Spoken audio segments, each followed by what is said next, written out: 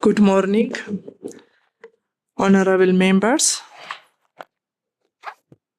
We have to start our meetings for today. The first agenda is opening with a silence prayer. The second one is apologies and attendances from dear members. For example, our chairperson is not here for another commitment for this week. The third agenda is adoption of the meeting's agenda. The fourth one is communication from the chairperson, as I mentioned before.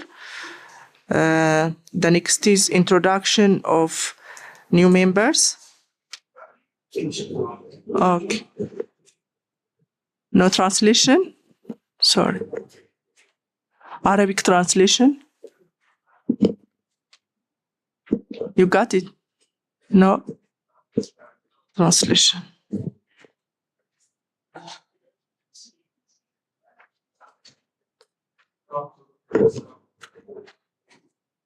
Sorry, how about now? No? Please translation for fine? Okay. So the next agenda is brief of the status of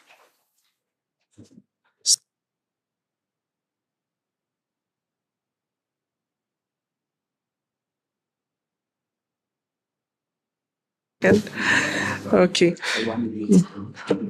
So the next step is opening with silence of prayer just for 3 seconds.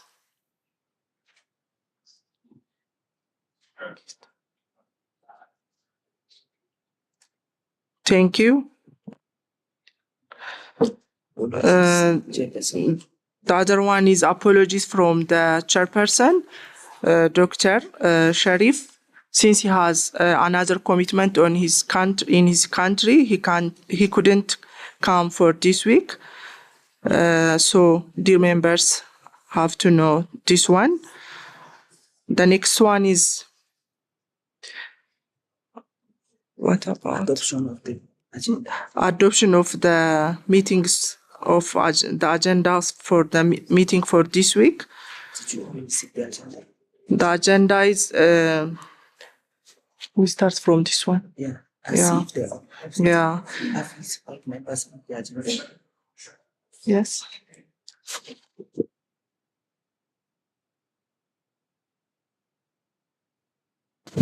You got the agenda? Okay. The first option we adopt for this project, for this meeting. Thank you. Adopted. Okay.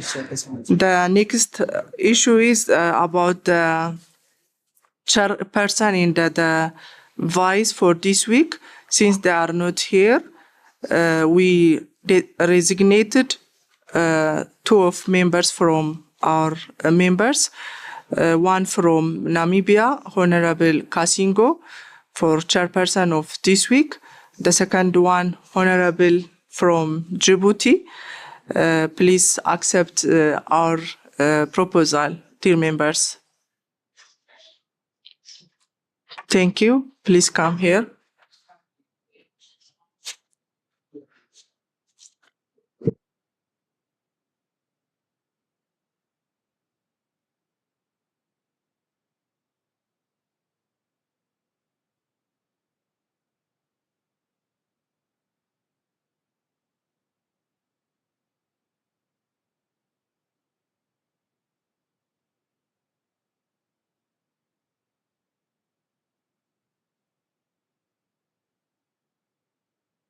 Okay. Okay, thank you so much. Welcome all dear members to this meeting. Most of our members didn't arrive. They are maybe join us within an hour or after a few days. So we have to start with the rest members. Where is Honorable Kasingo? Sorry.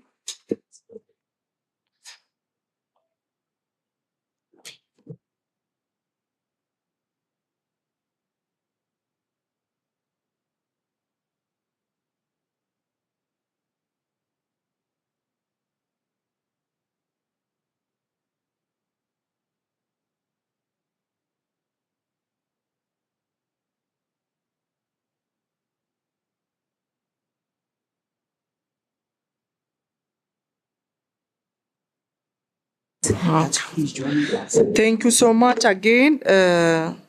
We proceed with the presentation of a brief of the status of peace and security in Africa. The presentation is presented by Ambassador William Awender, Senior Advisor, Governance Peace Building of the Commissioner for Political Affairs. So we can proceed with his presentation. Thank you.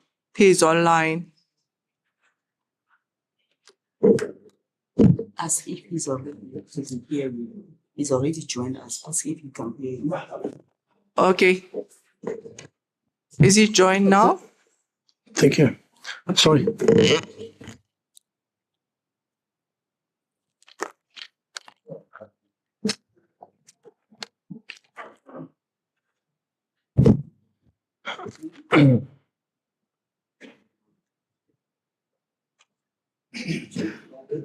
لو سمحت.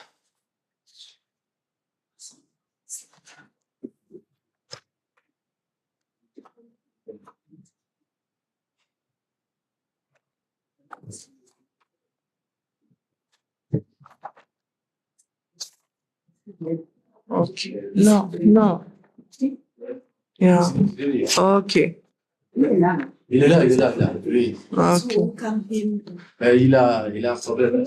Okay. J'ai une remarque. Thank you. What? Do you got the عندي ملاحظة. translation? يا Okay. عندي ملاحظة بخصوص الفقرة المتعلقة بالنظر في محاضر الاجتماعات السابقة. المحضر الذي بين أيدينا عندي فيه ملاحظة واحدة في الصفحة الأخيرة.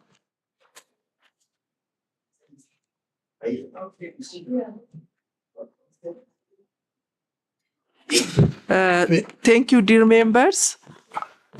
We can proceed next to this agenda. We can proceed on minutes and other two agendas after this one, since he have another urgent duties after this. Okay. Thank you. So welcome, Ambassador. We can proceed the presentation.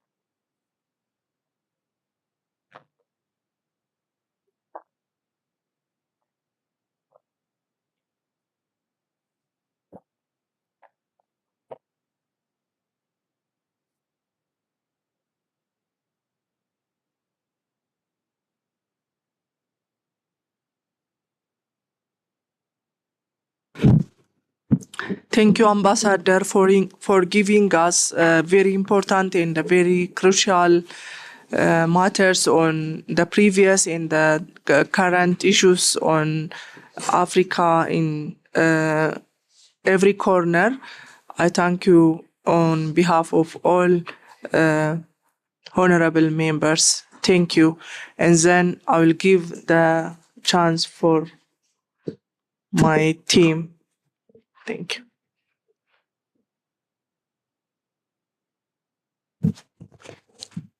Yeah, we are here just temporary because the chairperson and the deputy chairperson are all not here. We were just requested to come in temporarily to ensure that the discussion is going on. I'm Honorable Rede Gasingo. I have been a member of a cooperation committee for many years. At home, I am a deputy speaker. During 2012-2015, I was also a vice president of Pan-African Parliament representing Southern Africa. So we are just here to assist the discussions. Are you going to say something? I will ask a question. It's okay. Okay. Now, I think the floor is now open for us to ask questions. The professor has highlighted the general conflict and end up with a specific hotspot in Africa. Ideally, we could have opportunity to get his it will be coming, but however, I should think with that shortest deliberations, we will be able now to ask questions or comment. In particular, we will rely on some of the honorable members who know some of the hotspots to comment, to map the way forward, even to make proposal to our mother body AU to enable PAP really to take part in conflict resolution. Thank you. The floor is yours, but however, because we are all relatively new to me actually, if you take the floor, just introduce yourself and the country where you come from. Thank you. I recognize honorable member. Yeah, good morning to the hard table and colleagues. I am Samuel Kuga from Liberia. I have a comment and also have some recommendations. First, it has to do with the comment. The comment is with respect to the hotspots in those areas that have been identified by our panelists in Assemblea, specifically in West Africa. I think the responsibility of this committee, quote unquote, those who may be originate from West Africa, should carry out some fact findings due to financial difficulties. If you say you should take people from other African areas to go create some financial impediment. So we get some members of the committee to go in the West African basin, get on the ground, meet with the stakeholders and the actors, and then subsequently reverse to the committee in the next sitting. And then we can make a proposal to the honorable body of the PAP. And then I would like to know if this presentation, hard copy, can be distributed among members so that we take it home and have some rehearsal, and then prior to our departure, or maybe through soft copy, we can send some suggestions, some recommendations to the committee. I want to say thank you for now. Yeah, thank you, Honorable Member from Liberia. I recognize my colleague here.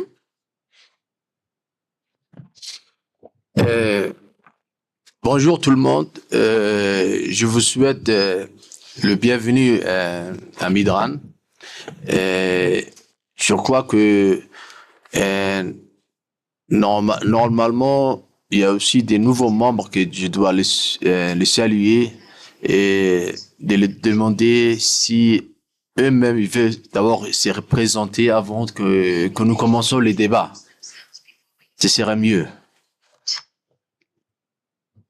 New member.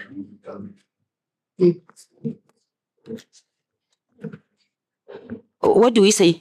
New member. Yeah, can we proceed quickly? Quickly. Okay. Can we start? No, it's not new. everybody. No, new, only new member. Only new. Sorry. Yes, I was just about. Sorry, the chairperson is talking. The chairperson is talking. The chairperson is talking. Yeah. Honorable. All of you. Yes, honorable. Nous avons une présentation, il y a l'ambassadeur qui nous attend aussi. Puisque les anciens, ils se connaissent uniquement pour avoir plus de temps. Et nous devrons que le nouveau parlementaire membre de la commission doit se présenter uniquement. Il n'y a aucun revenu de votre part. Allow me, my colleague, to differ with you, because even if you are old, the new member need to know you. Henceforth, agree with me to quickly just introduce ourselves. Can we start with you, Honorable? I will start it first. Okay. Start it first. Okay, start. Okay, so Okay. this one.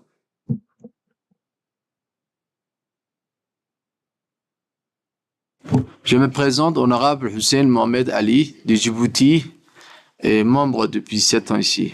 Merci. Yeah. As I said, I'm Kasingo from Namibia. I'm Lomi from Ethiopia.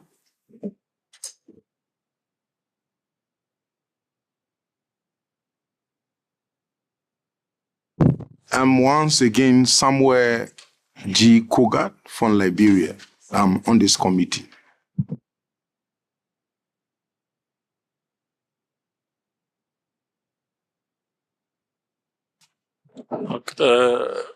أيمن بن صالح من عضو مجلس النواب في تونس، وأنا جديد معكم في هذه المجموعة.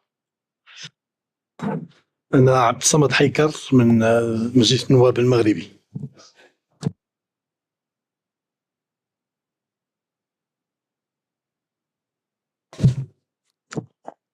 أنا سالم جنان من ليبيا، عضو في اللجنة وعضو برلمان ليبيا.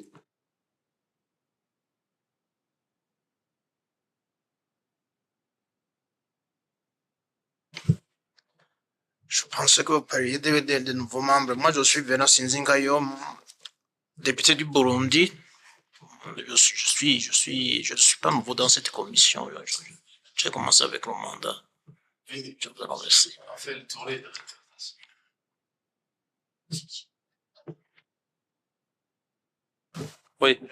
Oui, madame.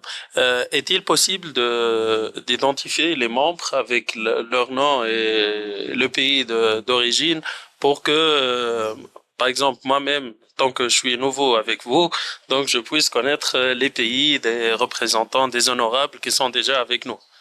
Merci.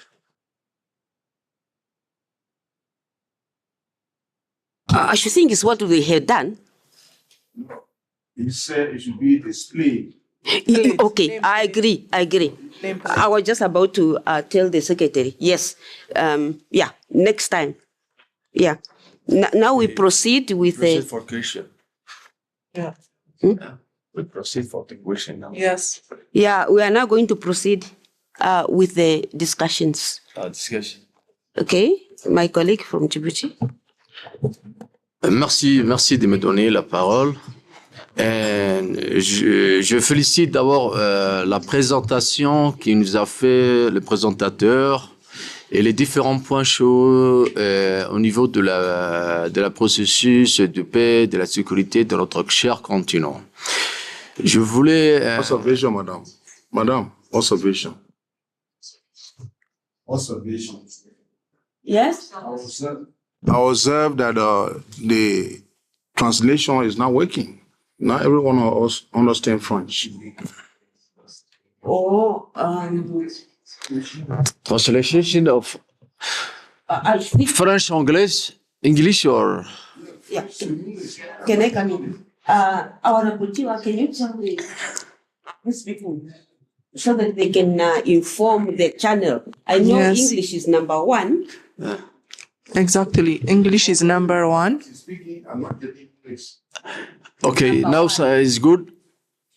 You speak English, I get it. Ok, ça marche maintenant? Speaking French. Voilà, ça marche. Okay. Well, Je peux commencer maintenant? yes, please. Le présentateur il nous occupe aussi. Le présentateur, il peut nous écouter aussi, n'est-ce pas? Ah. Voilà. Ok, merci, monsieur le présentation. Je voulais dire que on te remercie pour la présentation que vous avez présentée et les différents points que vous avez soulevés au cours de votre exposé. Mais apparemment, je voulais intervenir sur 2 points que je n'ai pas encore entendu de votre présentation. Et apparemment, il y a une tension au niveau de ma région, l'Afrique de l'Est, entre 2 pays voisins et frères. Et ces 2 pays sont l'Éthiopie et la Somalie. Nous avons remarqué qu'il y a eu certaines tensions entre ces 2 pays. Et je voulais savoir sur quelle démarche vous avez fait pour abaisser ces tensions, puisque la région a déjà une stabilité très fragile au niveau des guerres et des guerres civiles dans la région de l'Afrique de l'Est. Apparemment, la guerre du Soudan, il y a les conflits des terroristes et Al-Shabaab de la Somalie, et nous ne voulons pas, nous, Djiboutiens voisins de 2 pays voisins frères, que nous trouvons ici, ces tensions-là, nous ne voulons pas, puisque nous avons déjà infecté la crise mondiale de la Russie, de l'Ukraine. Et la stabilité de la région est déjà fragile. Quelle démarche vous avez, ou bien quelles sont les institutions de la région que vous avez rapprochées pour éteindre cette tension entre les 2 pays? Et mon deuxième point est soulevé sur le programme d'AMISOM et d'AMIS au niveau de la Somalie. Nous savons que ce programme a été déployé plusieurs années maintenant en Somalie.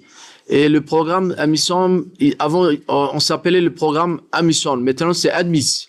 Et le déploiement de l'armée, des armées, de la mission de paix de l'AMIS, c'était pour aider la stabilité, pour garantir la stabilité et l'accompagner le gouvernement somalien. Et combattre aussi les terroristes Al-Shabaab. Mais apparemment, on n'a pas le même résultat que pour le moment. On voit que le Shabaab est toujours là en Somalie, elle tue, et elle est en train de gagner aussi des terrains. Et l'AMIS, l'emploiement de l'AMIS est toujours là. Est-ce que c'est préférable de voir maintenant une autre stratégie plus que de travailler ou bien de le mettre en mise en place une autre stratégie pour combattre les terroristes, Al-Shabaab, et faire des efforts sur la stabilité du gouvernement et de l'accompagner le gouvernement somalien, puisque maintenant la Somalie apparemment a eu a eu aussi l'autorisation d'acheter des armes aussi au niveau d'armement, puisqu'avant ils avaient l'embargo. Est-ce que vous, dans ce sens-là, ce serait mieux de les aider à renforcer le gouvernement et aussi renforcer la mission qui est en place, comme vous le disiez, pour éradiquer ces terroristes et retourner la stabilité dans la région. Merci, Monsieur le Président. C'est les deux points que je voulais soulever. Merci.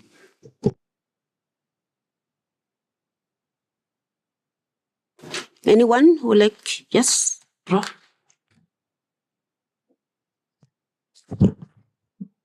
بسم الله الرحمن الرحيم والصلاة والسلام على أشرف المرسلين سيدنا محمد صلى الله عليه وسلم.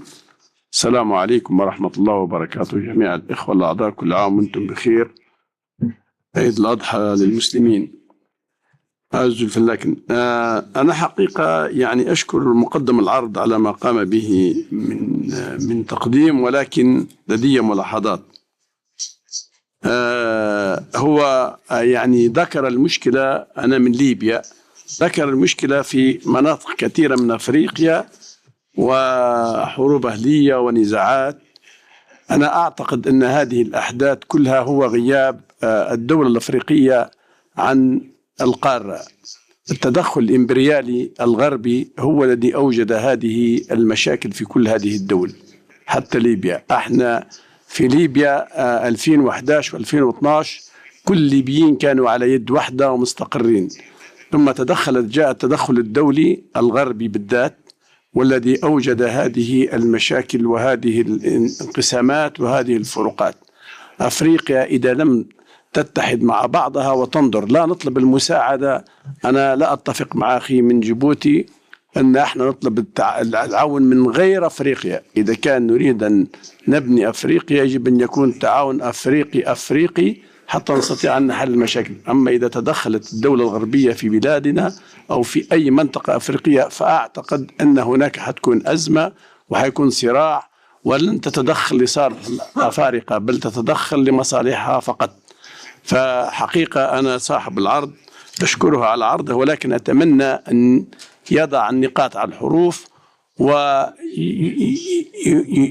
يذكر من أين جاءت هذه النزاعات. هذه النزاعات تدخل دولي غربي، وشفناه في فلسطين. احنا هذه الدول تتحدث عن حقوق الإنسان، وفي فلسطين لم نرى أي تحرك من هذه الدول في حقوق الإنسان، بل هي تساند الإسرائيليين والعدو الصهيوني في قتل الفلسطينيين وتدمير بلاد مدنهم. فأتمنى أنا من الإخوة الأفارقة أن نكون فعلا إخوة ونتحاور مع بعضنا، وشكرا.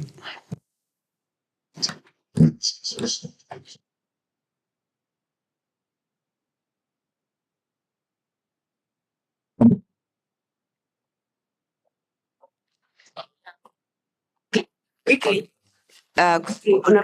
Libya, and then I will come. Well, the high table and colleagues, let me first of all extend my commendation to my colleagues from Libya. The situation we face in Africa depends on African. In the first place, Africa, AU, not supposed to depend on EU support to operate. We got natural resources. We got diamond, we got gold, we got timbers, and all these things in our possession. And then people come from the Western world and take these things, and we sit down and only live on social corporate responsibility, then dividends. It is about time that Africa take her possession in Africa. The conflict is among Africans. It's not among Africa, America and Africa, or Asia and Africa. So what actually we need to do in the first place, we need to be brave and courageous, united. And as African states, I can remember when we were kids, when Nelson Mandela, Robert Sobukwe, Gobert Mbeki, and Oliver Tambo were going through the struggle of African, imperialism to get that out. In Liberia, we collected, our parents collected $1 each to raise funds to support the African National Congress. That was a unity. Today, South Africa is one of the states in Africa that have brought in infrastructure development, human resource capacity building, and today they are giving our house that the AU is housed today. What do you think that whenever there is a situation in any of our sisterly country, we go together, put money together, and make peace instead of depending on Westerner? The Westerner will come, but they come with vested interests in your resources while they are bringing arms to you. Equally so, they are taking your diamond and go away. Are we prepared as an African to be courageous? I think it's about time. And some of us have come with some pedigree on this committee to ensure that we advocate for our rights and ensure that proper mechanism put into place to give Africa some level of a dividend. Thank you very much. Yeah, thank you, honorable brother from Libya and also from Liberia. You complement one another, and I hope after these discussions we will have a time amongst ourselves, the member of this committee, to map the way forward, in which way us as a Pan-African Parliament, us as a member of this committee. Translation? Can you hear? Is it okay? Yeah. Yeah. I'm just saying, you complement one another, very good proposals.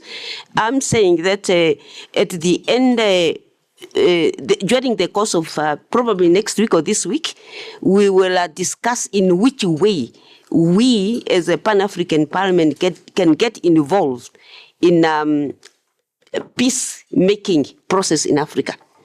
Yeah, having said that, let's now concentrate on our comment and our question to the professor. And I would like to ask the professor to say, I had been attending and listening to many presentations concerning the problem, the conflict in Africa and elsewhere. But unfortunately, the presentation doesn't really touch on the root cause. What are the root cause of? Because once the root cause is known, then you will be able to devise a solution to those problems. Secondly, Professor, we Pan-African Parliament in general, in specific for this committee, I would like to add to strengthen the point which was brought up by Honorable from Liberia, that this committee or the other, plus the other committee, are ready to go to those hotspots. But the problem with Pan-African Parliament is finance. If the AU can really increase and solve the problem of finance of PAP, just like we used to do in those years, we'll be able to send 1, 2, 3, 4 people to those hotspot area, or together with you, to work together with you from AUC, because one cannot really solve the problem in total unless you are there. You see yourself and talk to the people who are involved. That's my question, my comment. Professor, the floor is yours.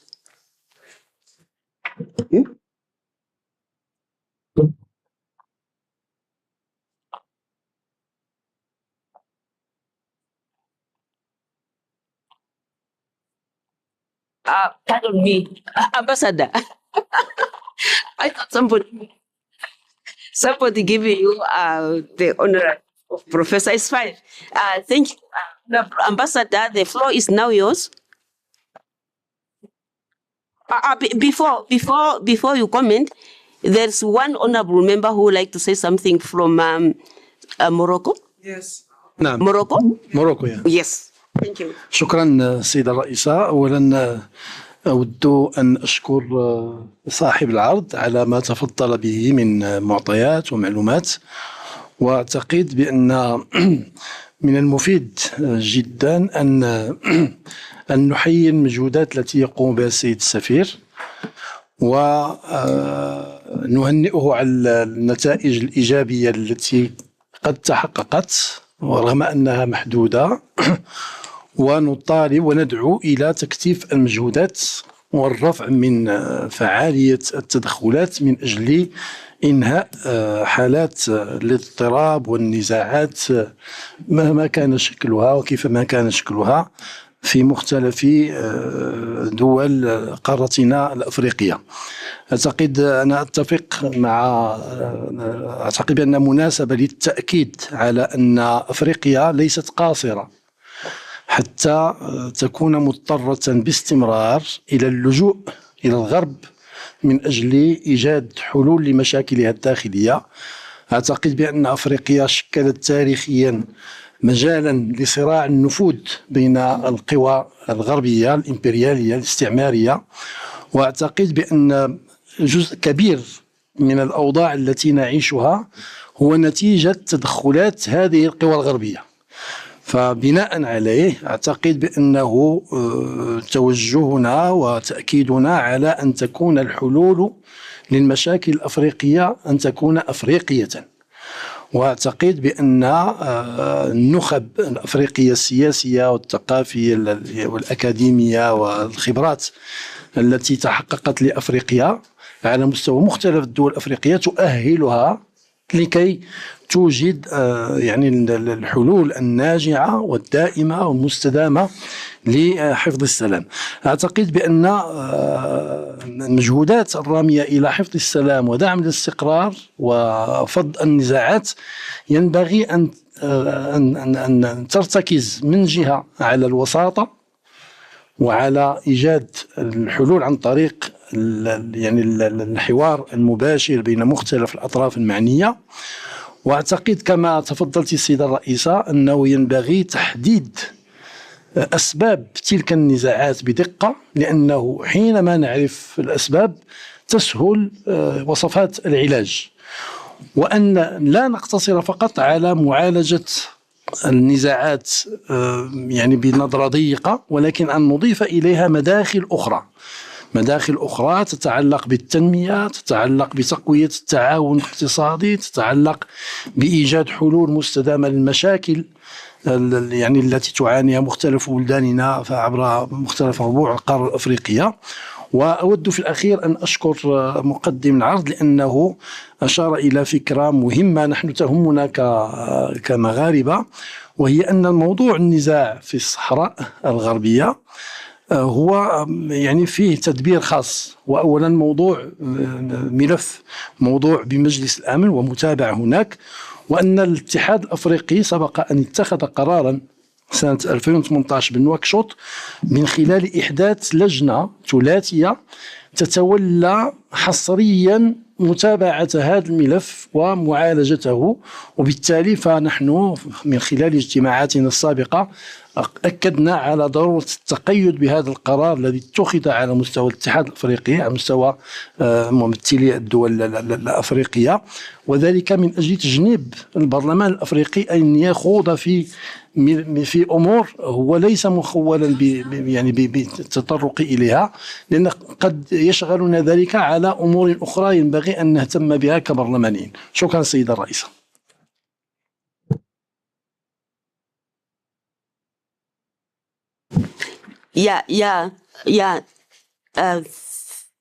Thank you, Ambassador. You can now comment on our comment and questions. Thank you.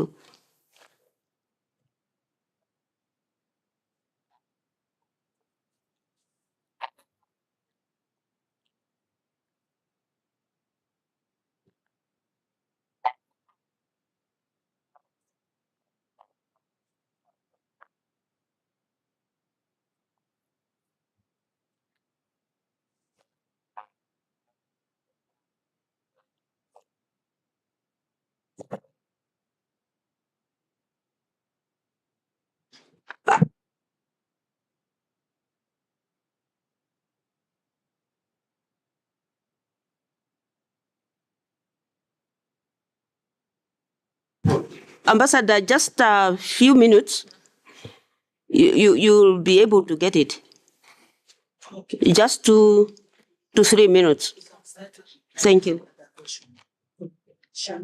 Up to that, we will continue on the raised issues. Yes, I will take over. Yeah. Just listen.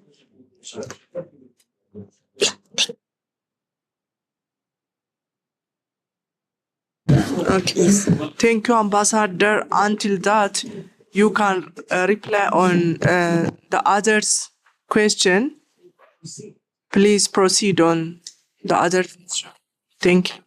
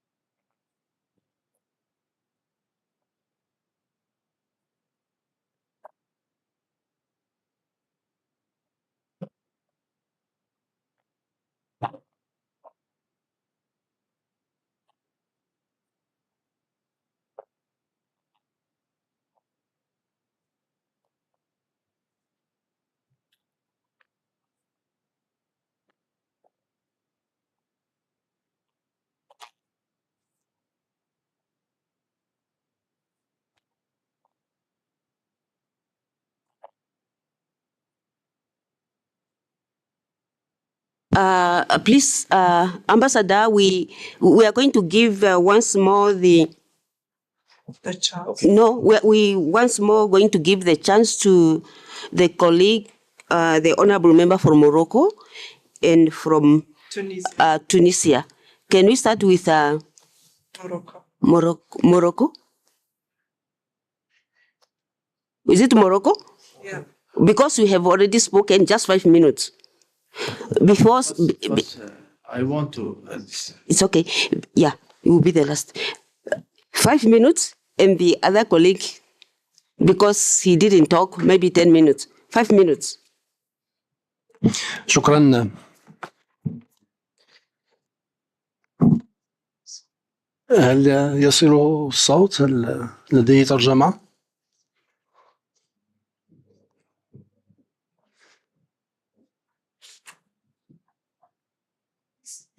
Translator, please. Est-ce que la traduction passe?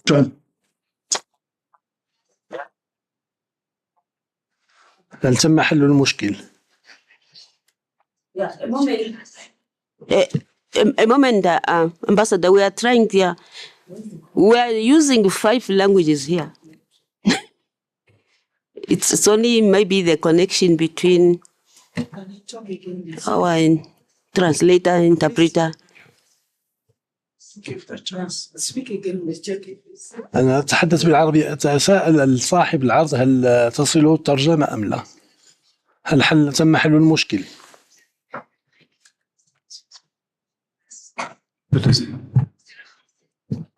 Ambassador, did you get it?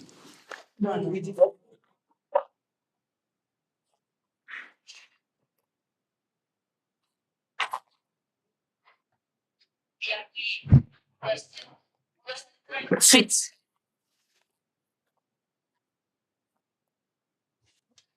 Oh, yeah. French. Huh? Yeah, French? You talk French? Can you try in French? لا أستطيع. عربي؟ I'm just wondering if he can hear me or not.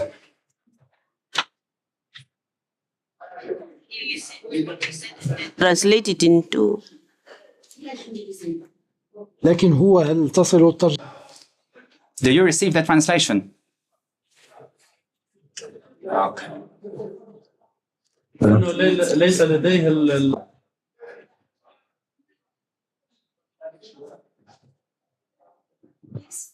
Do you get the English? No.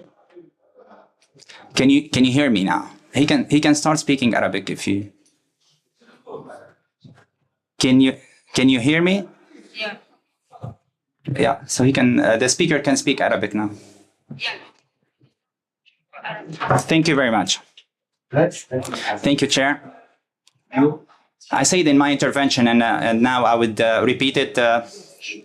Firstly, I would like to congratulate the presenter for the information. Can you hear? Ambassador.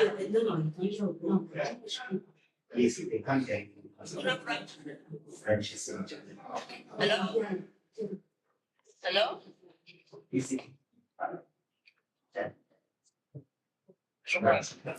Thank you. I said in my intervention that I thank you for the information and what you described about the efforts of the council that you represent.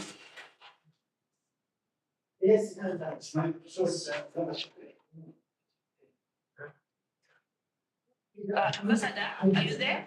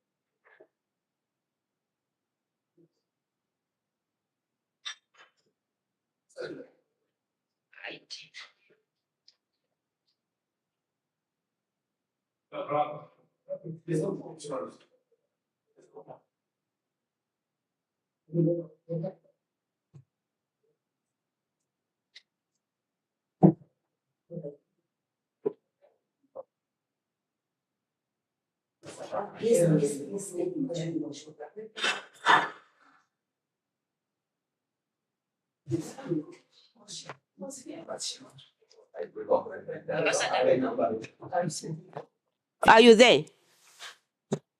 Okay, okay.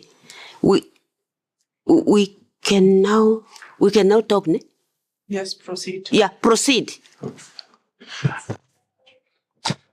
Thank you, Chair. At the onset, once again, I renew my gratitude for Ambassador for what he presented from information and the detailed report on the efforts of the Council to enhance peace and security in the African continent. Firstly, I want to thank him that regarding the conflict on Western Sahara, he reminded that the Security Council is abided by the AU resolution pertaining that this conflict is abided by an AU resolution that was adopted in 2018 in Nouakchott, which entitled the tracking of this topic by a troika. That is why, as Moroccans, we support this endeavor, and we like this resolution to be committed to discuss this issue, the long-standing issue within the AU. From the other side, regarding the African continents that witness a conflict, which is varied in nature. We support the idea by my colleague in Libya that stresses that we cannot continue to bid on the West, or to count on the West, either Europe or United States, to intervene in order to find solutions for our problems. We are, as Africans, we don't think we are enabled. We think we have the enough expertise and competences that qualify us to find African solutions for our African problems. Secondly, I think that significant part of the problems that is experienced by African countries is due to the West interventions in some of the stages, because the African continent constituted historically an area for conflicts for influences and interests. Therefore, even if there is interventions under the cover of finding solutions, it cannot be innocent to prolong the blackmailing the plundering of the wealth of the Africans. We also think that the efforts that we should thank the Peace Council. We value these achievements, but we call upon them to more effective efficiency that is based on mediation and encouraging all the parties to utilize dialogue and to find peaceful solutions.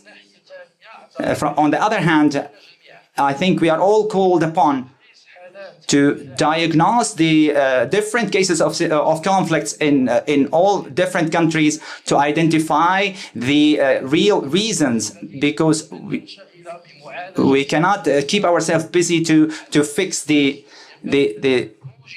the surface reasons, but rather than the root causes.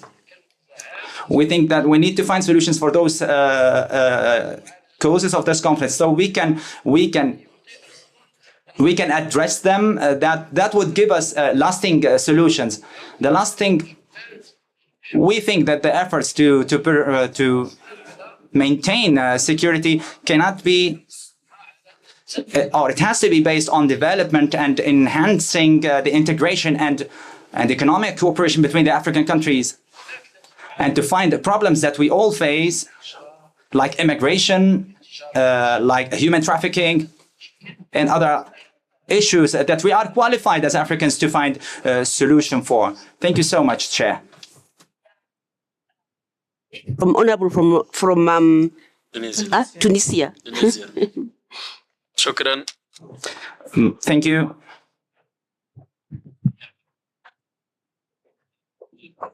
Thank you for all the honorable members, and I also thank the presenter. That was rich in information that is beneficial to everyone in our deliberation about the situation in Africa. I came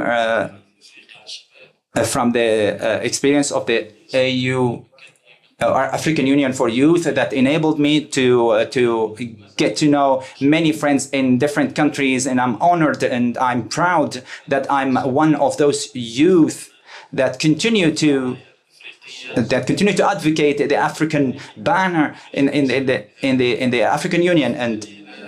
And my question to the Ambassador, today we count on the youth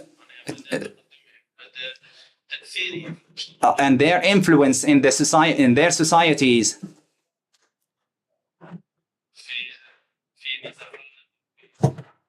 In situation of conflicts, and what is the influence of or the influence of youth that is used as a tool, unfortunately, to fuel those conflicts, and sometimes to use them as the.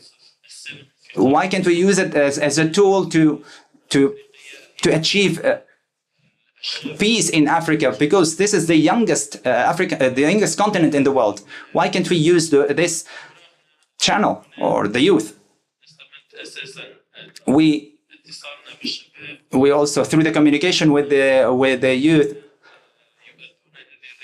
they have to fulfill this message within the continent without relying on the West, who plundered the resources of the African countries and have always used our energies, especially the energy of the youth, our youth, that they are settled in the West and who run the biggest institutions and companies. Why don't they manage these establishments in our continent, especially with the money that we have?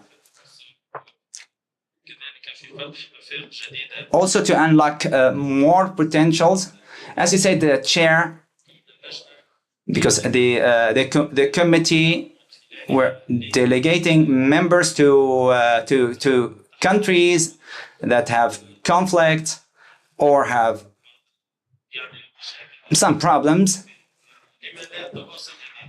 Why don't we continue this endeavor? Because if we are not on the ground, we cannot get the right information, and we cannot make the rightful decision about this conflict. Why don't we continue with this process,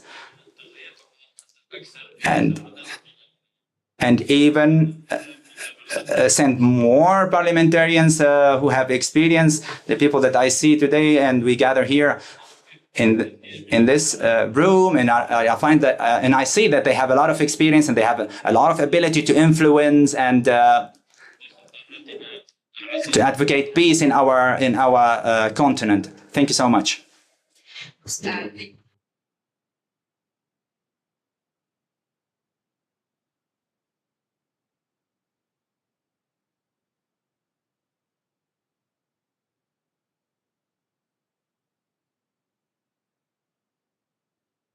Honorable Ambassador.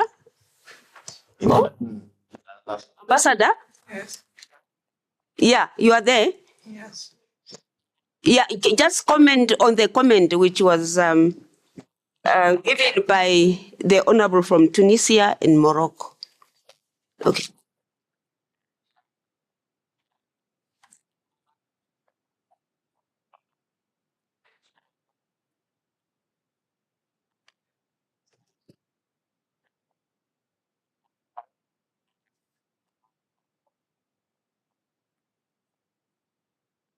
Mm.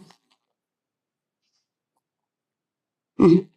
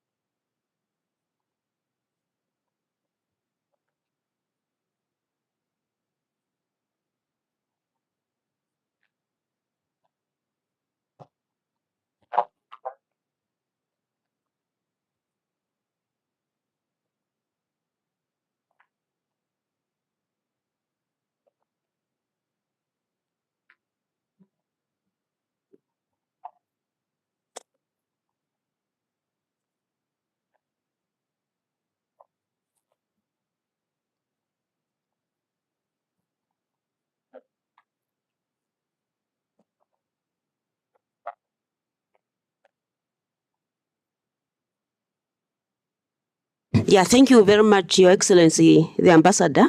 We are looking forward to get the either soft copy or hard copy from Marina, and we are also looking forward to one of you from your department to come and address us in person here at PAP. Thank you so much. Thank you. We are She already shared for all members the document, okay. Come soft copy. Oh. Yeah. Yeah. Hello, Ambassador? He's gone. I understand we got the Soft copy. soft copies. Thank you. Yeah. Yes. Okay, thank you.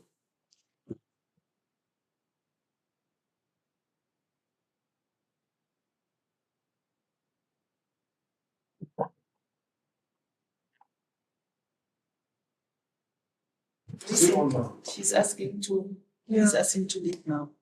Put your face. I understand. He's asking Do you to want leave to now. go or no? I want to go. You want Okay. permission. You want your permission. He's waiting for you. Okay, Your Excellency, Ambassador, thank you so much. We are looking forward to see you in person here in Midrand at PAP, and we have received the soft copies of your presentations.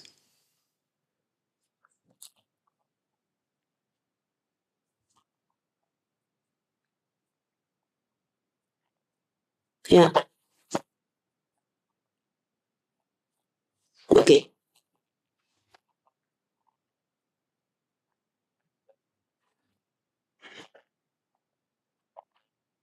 Okay.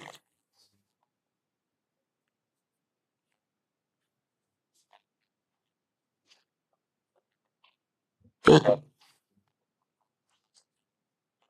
Okay. My God bless. Thank you.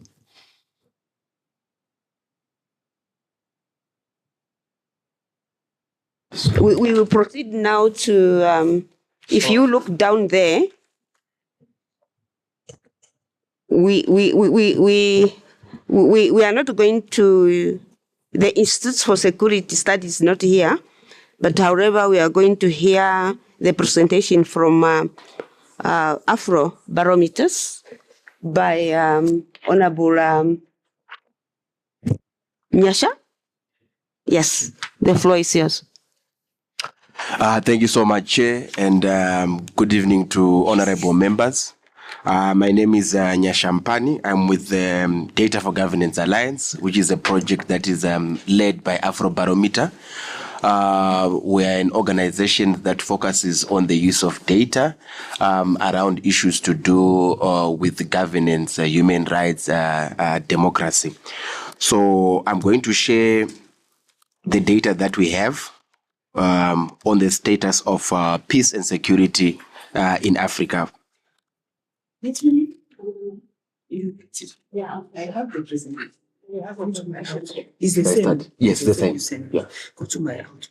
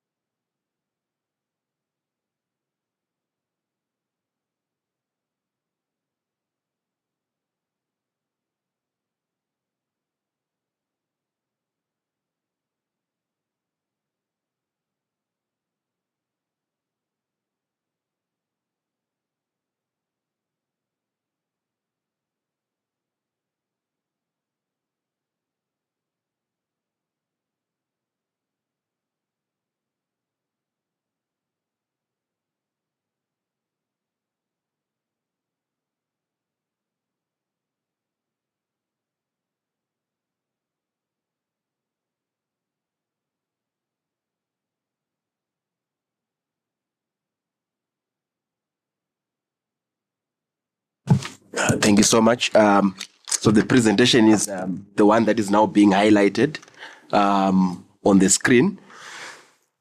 Right. So I'll go to slide number 3. So in preparing this presentation, I had to look at the Agenda 2063, in particular the Aspiration 4, which then focuses on issues to do with peace. As we are aware, Aspiration 4 of Agenda 2063 talks about a peaceful and secure Africa. It then speaks of mechanisms for peaceful prevention and resolution of conflicts, functional at all levels, and then stresses that it also stresses that all guns must be silent by 2020. As we are aware, we are now in 2024. It then also leaves us with the question: have we managed to silence the gun? And yet, under Aspiration 4, we've got 3 goals that then talks of peace. The first one says that peace, security, and stability should be preserved. That is goal number 1. Goal number 2 talks of a stable and peaceful Africa. And then goal number 3, it speaks of a fully functional APSA. Then we need to now look at the state of peace and security in Africa. So the first 10-year implementation plan for the Agenda 2063, which was from 2013 to 2023, ended last year. We are now in the second year implementation plan, which was launched in February 2024 and is going to end in 2033. But progress towards Aspiration 4 goals has so far been limited.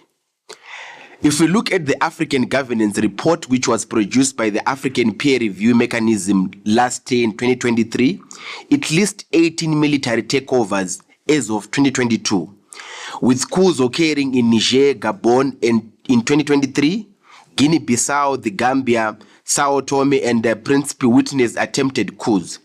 Further instability is evident in the secession of Burkina Faso, Mali, Niger from ECOWAS. While countries like Cote d'Ivoire have seen peace improvements, the continent's overall score on the 2023 Global Peace Index has declined by 0.5%. 23 out of the 44 African countries rated in the 2023 GPA experienced decline in peacefulness compared to previous years. 3 African countries, that is Sudan, South Sudan, and the Democratic Republic of Congo, have been ranked among the world's 10 least peaceful countries. The Global Peace Index also highlighted the year 2022 as the deadliest year for armed conflict since the Rwandan genocide in 1994, driven largely by more than 100,000 deaths which were experienced in Ethiopia's Tigray region. The UNHCR 2023 planning figures, 44 million people in sub-Saharan Africa are displaced, up from 38.3 million at the end of 2021, which is 60% of these are mostly from people who have been displaced.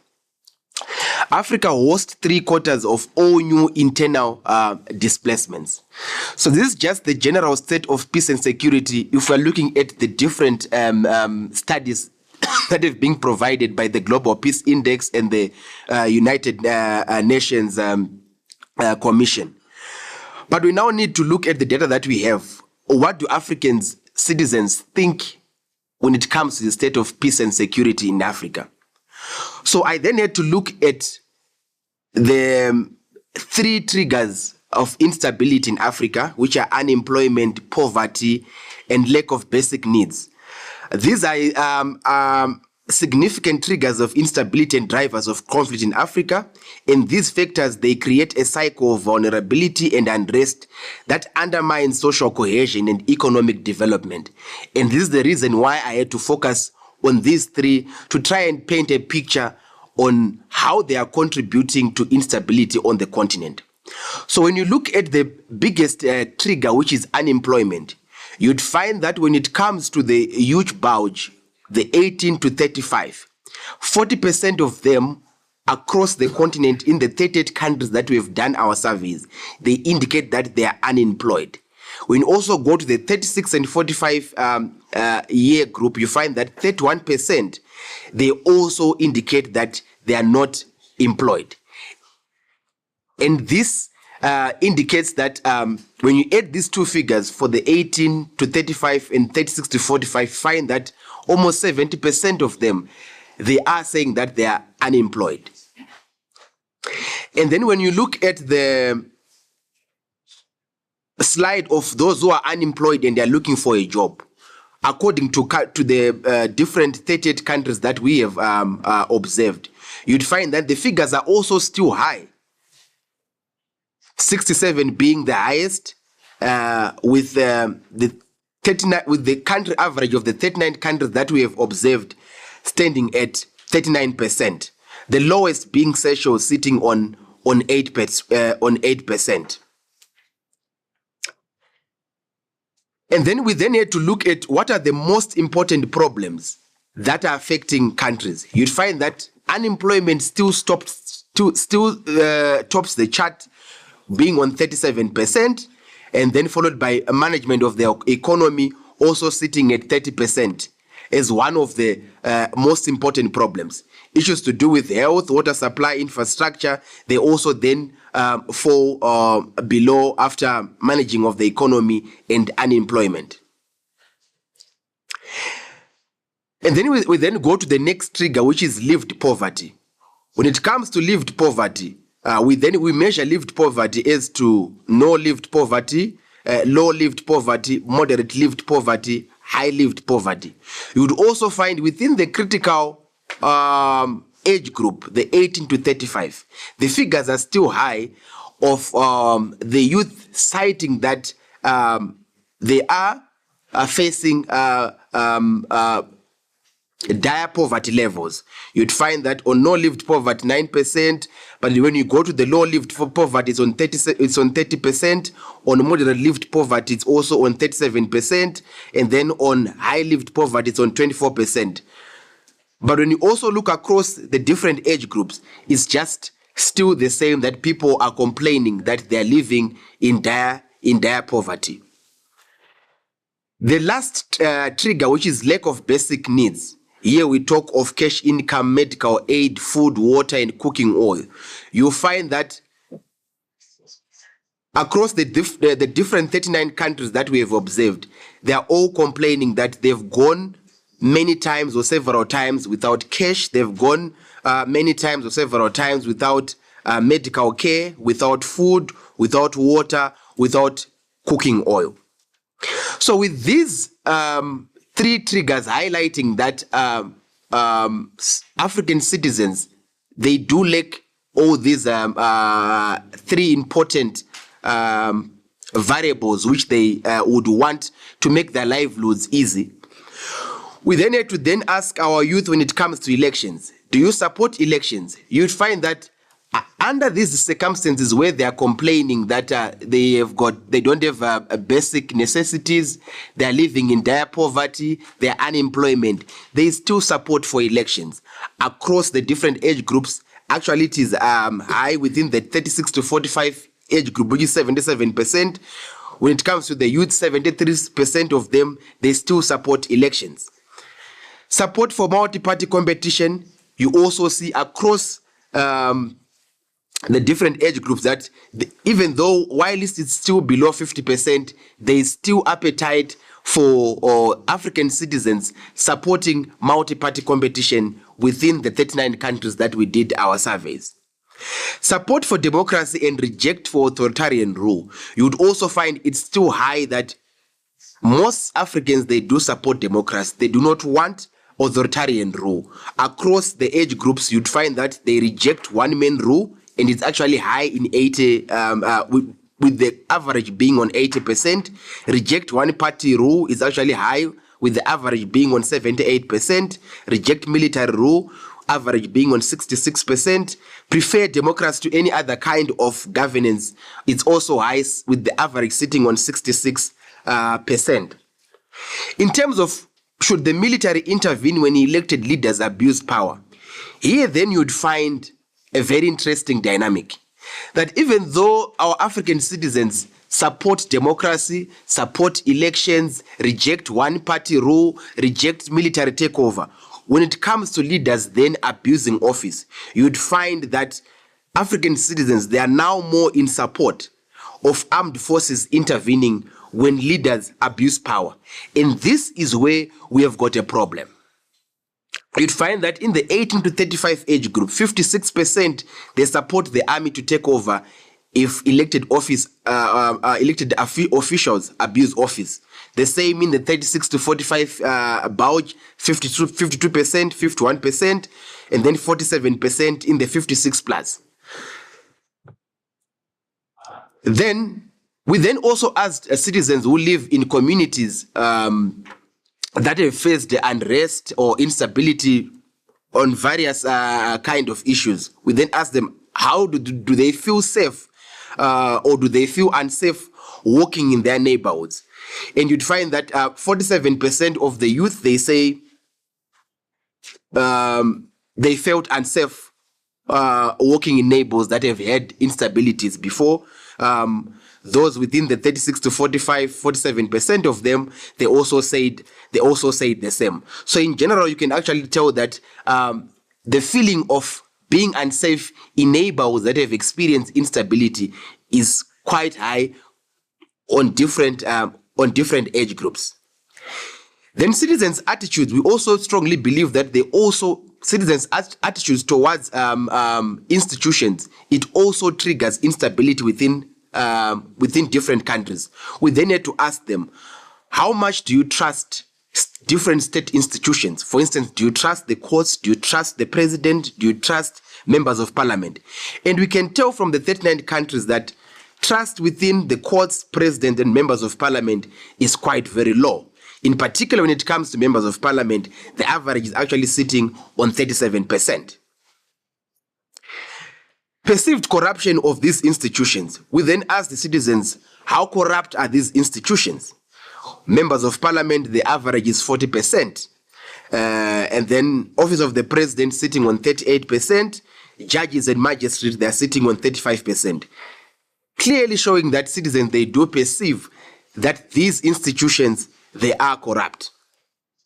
So having shared this data, this is the conclusion that I then had to make. We can actually tell that peace and security indicators, they paint a bleak picture. There is democratic backsliding is a growing concern within the continent, with some leaders manipulating constitutions to extend their rule and suppress opposition voices. There is shrinking civic space and media crackdowns, including social media shutdowns during elections, which further erode democratic practices. These internal challenges are compounded by ongoing regional insecurity, particularly in the Sahel, where extremist groups remain active with the potential to spread instability to neighboring West African countries. However, citizens still have trust in democracy and democratic institutions. And I think this trust is where we should leverage on and try by all means to ensure that we refine and continue to perfect our democracy as a result of protecting our continent from instability. The AU and its organ need to capitalize on this trust while we are in this phase, this second phase of the Agenda 2063. There is need for the AU and its organs to capitalize on this trust in democracy and democratic institutions, which is still high among its African citizens, so as to strengthen governance and democracy in Africa. I then pose a question to you. How long will African citizens then continue to uphold trust in institutions and systems that do not offer them better outcomes? In as much as they do have trust in elections, they do have trust in democracy as a form of governance, how long are they going to uphold to this trust when we are not addressing the issues of unemployment, when we are not addressing the issues of getting basic living necessities that they want, when the people are still living in abject poverty? How long are they going to uphold to this trust, or they are going to then yield to the demand of participating in unconstitutional changes of government? With that, I submit. Thank you, Madam Chair. Yeah, thank you very much, Mr. Nyasha, for that brief presentation. Yeah, and we are now ready. Anyone who would like to comment? Yes, Honorable Youth from Tunisia.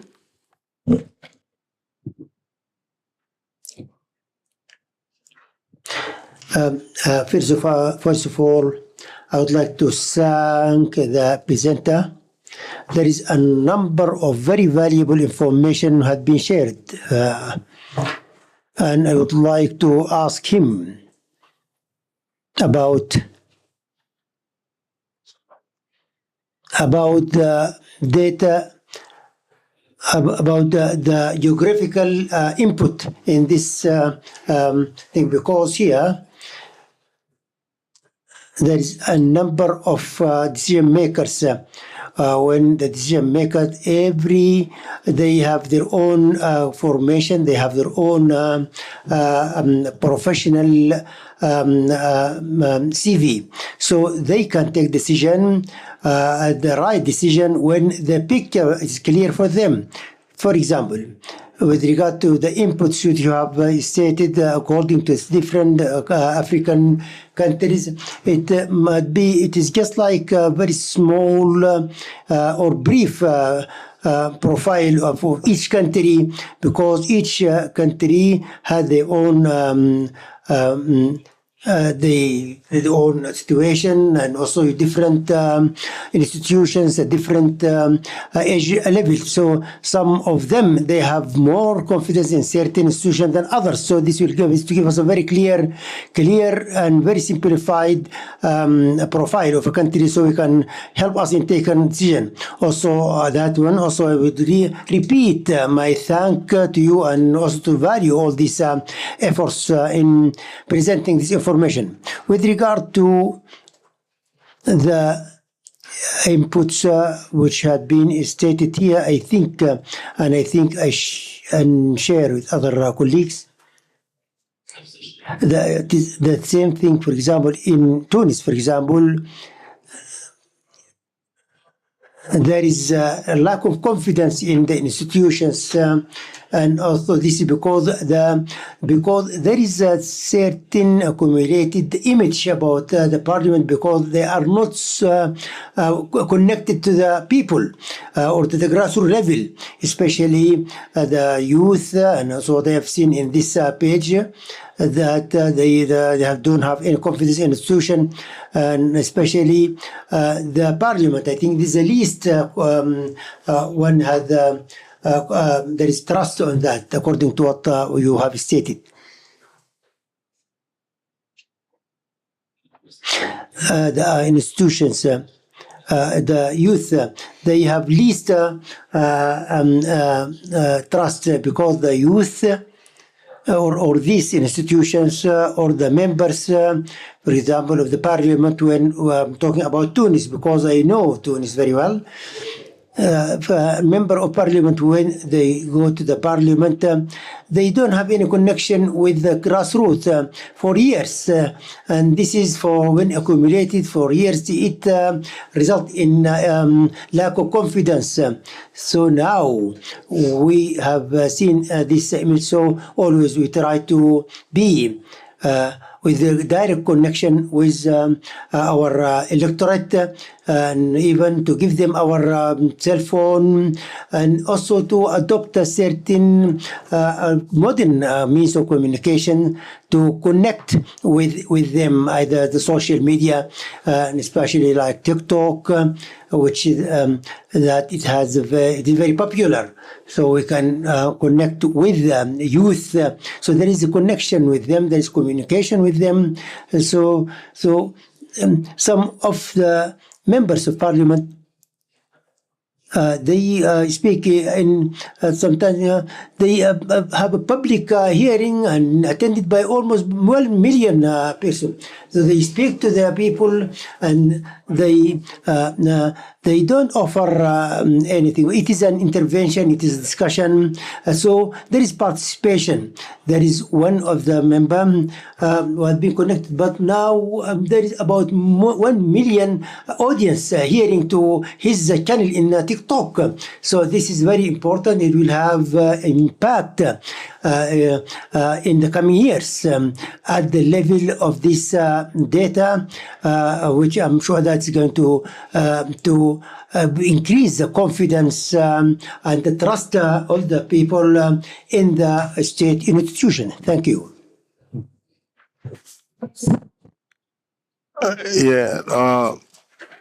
Honorable member from Liberia. Our hearty colleagues, let me take this time to extend my commendation to the young gentleman who deliberated.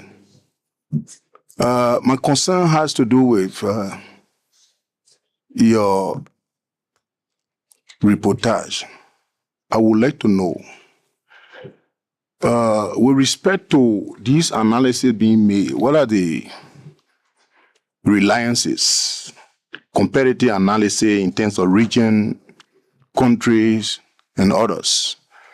Because we need to have an insight so that when we get to our respective country, when these information are provided, we'll be able to dissect what originated from West Africa or Liberia in your presentation, so that we'll be able to focus on the issue to identify and see how best we can solve the problem or recommend to AU. And the issue of your analysis, in my mind, quote unquote, has tended to be corrected. I don't know whether it is an imaginative thought or it's a duty and resourceful research that were done physically, that you went on the ground and did. So we would like to know and get a clarity on those issues. But from some empirical facts, when it comes to the issue of not trusting government, quote unquote, the people aging, ranging from, let's say, 18 up to 30, 35, normally in Africa, the issue of judiciary is one of the impediments. When there are rules of law in a country that govern, people can be regulated. And then the issue of legislation, in our African setting, we need to progress one way or other to qualify who becomes a lawmaker. In other countries, anybody can be elected once you are popular.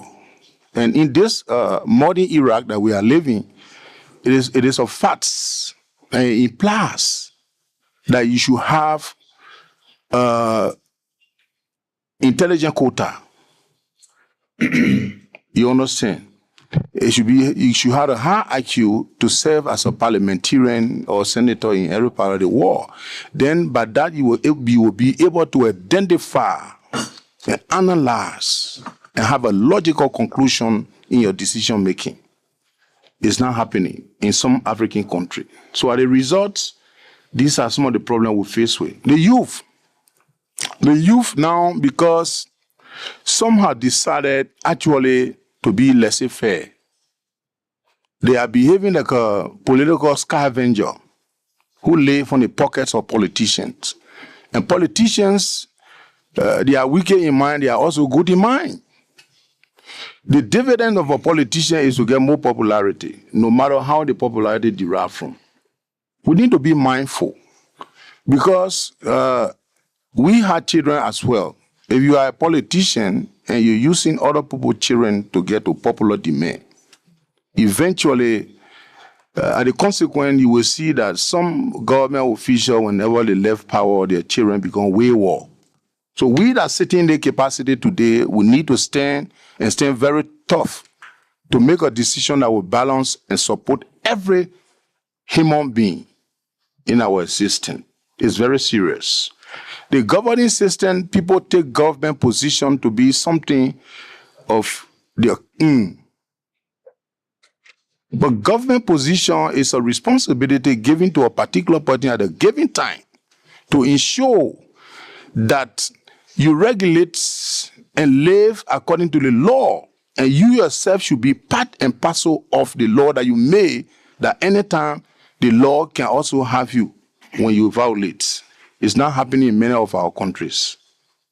So the problem in Africa is us, in light that people want to get to power and retaliate. Those things we need to look at it carefully. And we, the leader, we should be very sincere to be talking to each other. Flamboyancy. When you become leader, you are untouchable. People of your class, you know what become your class. You are fired up, you are very untouchable, and you don't talk to people easily. As a result, the men or gentlemen that you and him attended the same school eventually will get annoyed that you no more a peer. Therefore, he finally means to claim to where you are. So there will be no respect for leadership. Your leadership will be undermined. So these are fundamental problems we face with, education-wise. The youth these days believe in shortcut in education, peer pressure.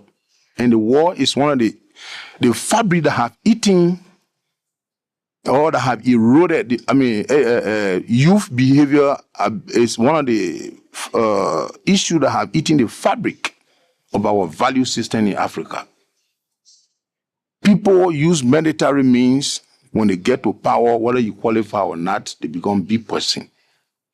The youth actually need to play a major role in our society, but they are not. They always share blame on the government. You know that the power lies in the hands of the youth. The youth are the one who decide who to be their leader.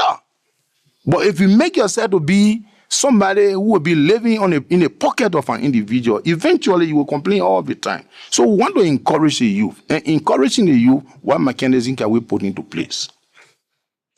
We need to check in our various region to see a focus youth that we can encourage to set an example. A youth that is in the range of 18 to 20 who have a master's degree can be a case study to showcase in the community and telling that you see how important you are. This is a gentleman that you all grew up here.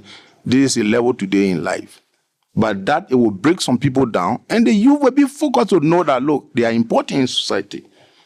So we are politicians, we need to sit together and continue to talk. Problem can finish one day, but the fact that we get around the table to be informing each other and galvanize this thing, propose it into an idea and recommendation to our high table, I think it will help us in the direction of the youth issue and the job opportunity. The issue of job is everywhere. Even in Europe, there are job problems.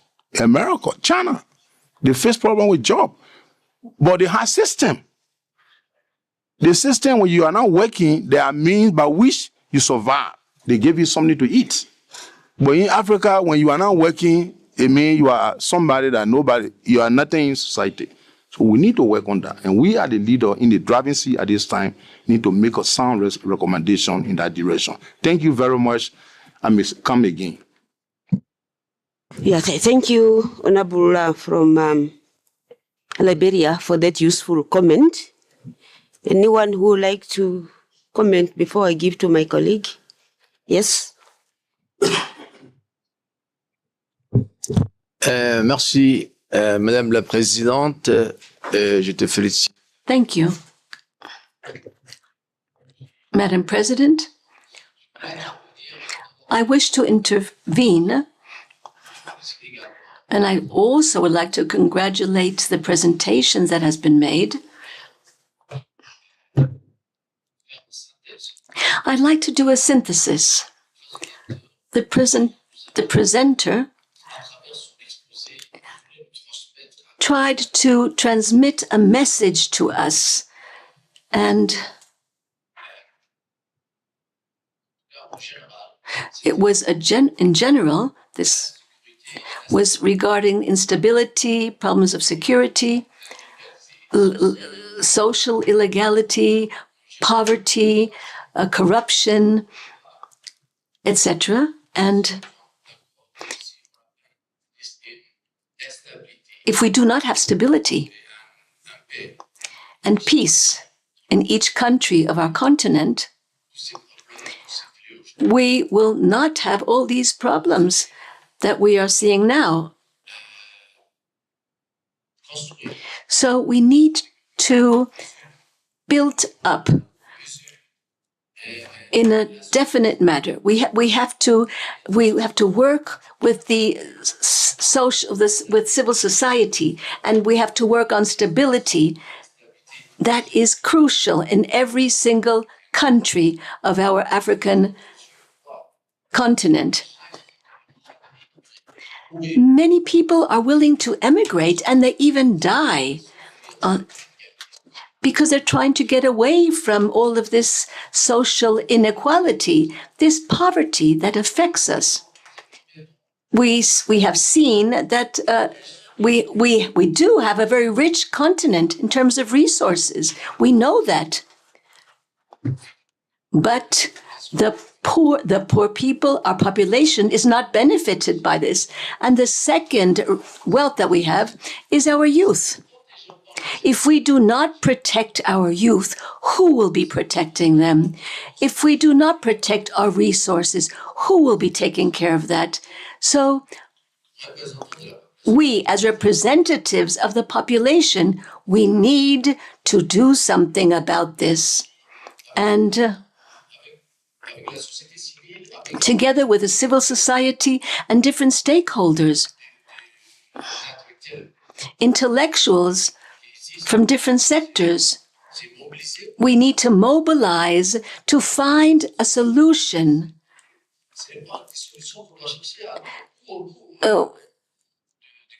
We have to find solutions throughout the countries of our continent. We have to find these solutions and discuss them, debate about them, reach an agreement, especially regarding all the challenges that we have in our continent. The real problem is instability, lack of security. Our continent does not have stability, and that stability affects any possible social transformation that we have. So I would like to recommend that we work together with civil society, with the political stakeholders, and create a strategy that will place our entire continent in harmony if we work for the security of all the population of our continent. Thank you very much. Honorable member from Morocco. شكرا. Thank you. Thank you for this presentation. And it is very rich information and all the inputs. And I'm going to repeat the same question being presented by my colleague Ayman from Tunis. Now you present certain information about the statistics which are presented. Do you have certain segregation of this data according to the countries? For example, you have a questionnaire or surveys in different countries. Secondly, before we discuss these figures, because also I have academic interest, I would like to ask about the source of this information. Which you have depend or rely on preparing this, because you know that there is a number of study and a lot of statistics, but some of them they are serious and some of them they have credibility. And the credibility, it had relation with the source of this information. And after to have serious and credible information, we are going to ask what is the methodology of analysis of these inputs? What is the methodology you follow? Because statistical studies, there is a number of details when you have a statistical study. But the third question is about these statistics and inputs.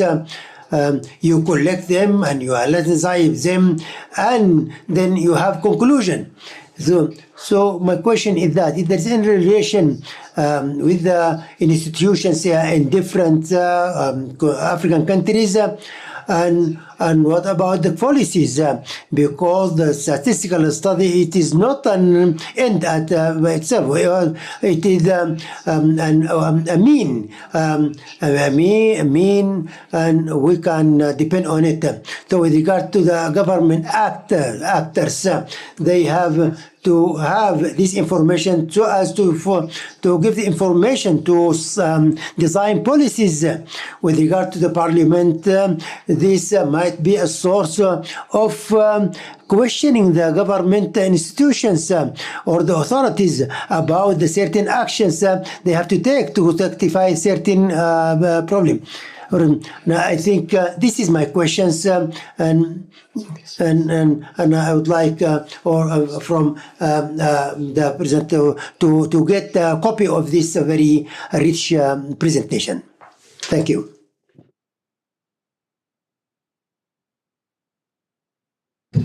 Anyone? Before I give a second chance to Tunisia.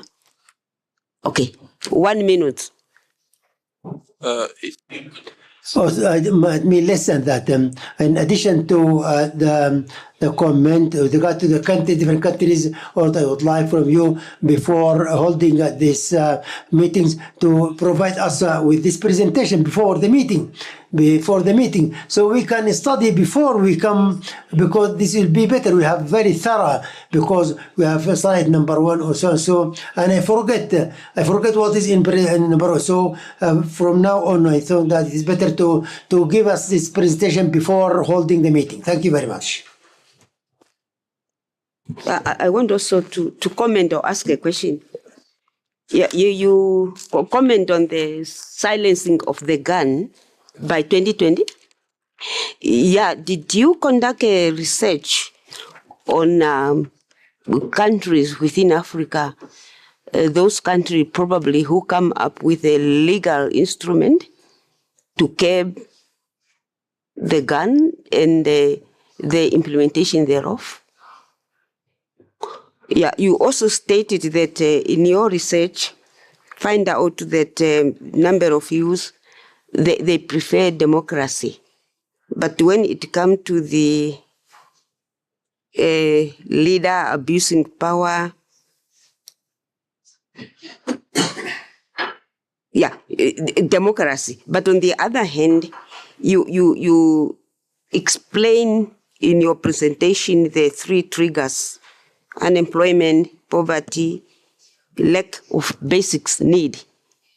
My question is, don't you think that this phrase democracy should be broadened rather than to confine ourselves to regular election?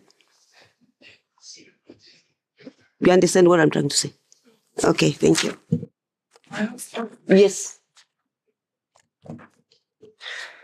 Thank you so much, Chair.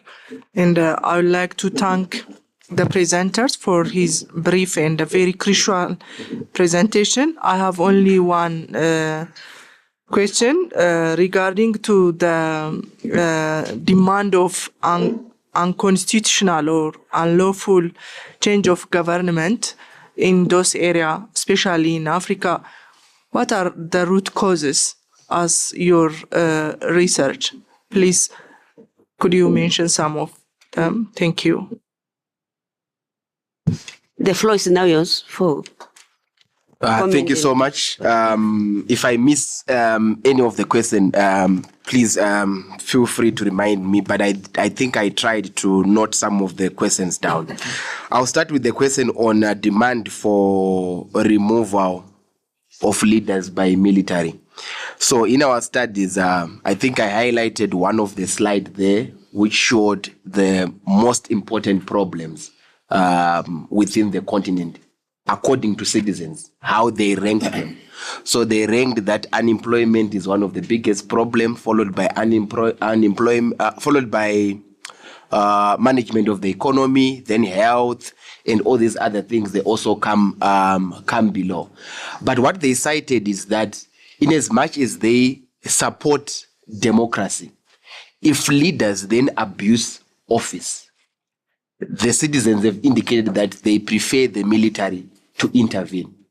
So it's on a condition that if leaders are abusing power, it then also then comes to the issues to do with elections.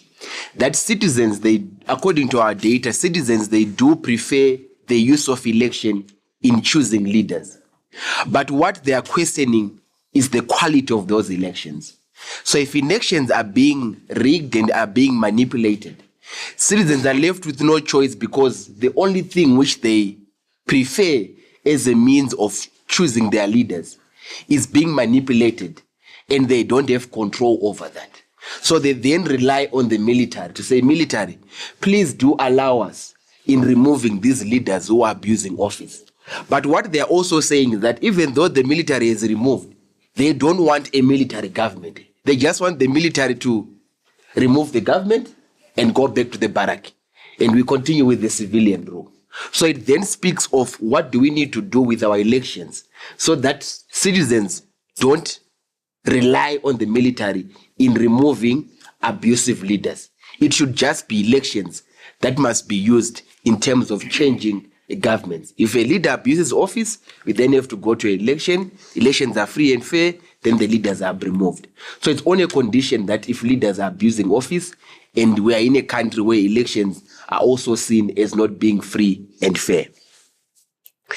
Then in terms of, Madam Chair, you said youth prefer democracy and then we should broaden it. For the purpose of the presentation, I only focused on those three because those are the key important triggers which are causing instability within the region. So I agree that yes, we should broaden the definition to include other aspects which are also highlighted in the hierarchy of most important problems facing the continent. But only for the purpose of this presentation, I only focused on those three so that you can be able to see how urgent it is for governments to address these three important triggers which are now causing instability within the continent. Then on silencing the gun, we only conduct surveys in 39 countries. And I would then have to, because you have asked that question, I would then have to go and look at those countries that have implemented legal instruments to see what our data shows, if they appear on the 39 countries that we do survey. Right, and then in terms of the other issue that was talked about is the methodology. So Afrobarometer has been conducting surveys since 1999. We are currently going to be celebrating our 25th anniversary in July. So we've been conducting surveys in 39 countries for the last 25 years. And this has been our methodology. So we've been collecting data on the perceptions and attitudes of African citizens since 1999. Our data is collected from a nationally representative samples. All respondents are randomly selected. Every adult citizen has an equal chance of being selected. Samples are distributed across urban and rural areas in proportion to the share of their national population. We use face-to-face interviews in the language of the respondent's choice. Our standard questionnaire allows comparisons across all surveyed countries and over time. So we might ask this question: do you trust the presidents? Maybe in Tunisia, you can go and check if from 1999 to date, what has been the trend when it comes to those questions. So you can see in other time it would be up, in other time it would be low. Depending on how you understand the context of Tunisia, you might be able to tell why it was low this year, why it was high this year. So we offer a trend analysis because we've been asking the same question over time. Our data is a public good and it is available for free to anyone. We don't only analyze our data on our own, we also provide it to anyone who would want to analyze it. We give it. So you can analyze our data anytime, anyway, via our free online data analysis tool. We release a complete data set for public use 1 year after the completion of fieldwork. So if we are done doing a study survey, we release the data sets for anyone to be able to use and study different questions that might be of interest, to you. Further to that, in terms of our sampling size and design, so our samples are we usually include either 1,200 or 2,400 cases, depending with the population of the country. 2,400 is normally Nigeria, where we've got a high population, but the rest of the countries will normally just do 1,200 cases. And as I said, it's a randomly selected sample, which allows inferences to national adult populations with a margin of sampling error of not more than plus or minus 2.8 percentage points, with a confidence level of 95%. So with a sample size of 2,400, the margin of error decreases to plus or minus 2 percentage points. It's still at a 95% confidence level. So that is our methodology. It is also on our website if you want to interrogate it. On the country? Yes. So you can also interrogate our methodology. This is also on our website. You can be able to see that. Then in terms of segregating the data according to regions, I would have done that, but because of the limited time of my presentation, that would mean my presentation was going to be very long. But we are able to, on request, to analyze the data at a country level, to analyze the data at a regional level, to analyze the data at a continental level. Because I was coming to Pan-African Parliament, I had to analyze it at a continental level to give a broader picture of what is the state of peace and security on the continent. But if you want it on SADC, on ECOWAS, on any other regional economic bloc, we can also be able to do that because the data is there. It's just a matter of then trying to aggregate it according to the preferences of the member of parliament. I was sure that you can do it. Yes, and then also the other. I think I answered that. Do we do physical research? Yes, it's a one-on-one, face-to-face. We then have to ask the person different questions. And then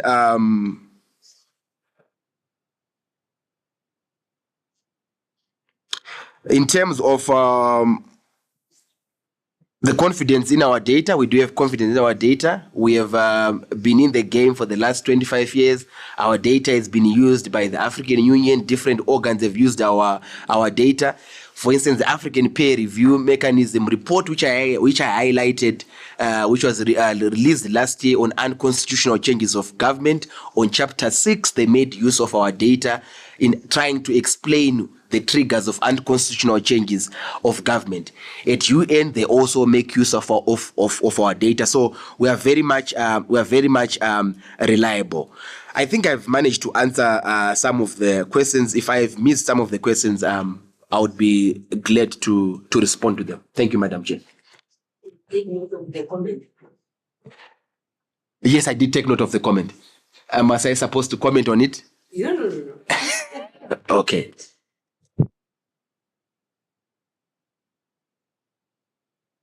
The end of our presentations. Thank you, Afro Barometer, Mr. Nyasha Pani. How do you pronounce your surname? Pani.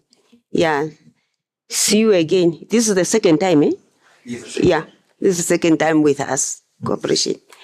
Now according to our program, yes. We are going now for the consideration of the minutes. Honorable member, you have the previous minutes of March, isn't it March? March? Is it March? Yes. Yeah. Yeah. I'll give the floor to Honorable Rapporteur to lead us.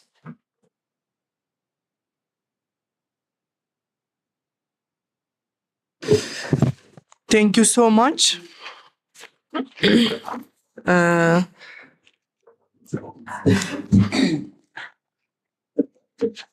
If you have any matters that you are raising on last time minutes, dear members can take the floor.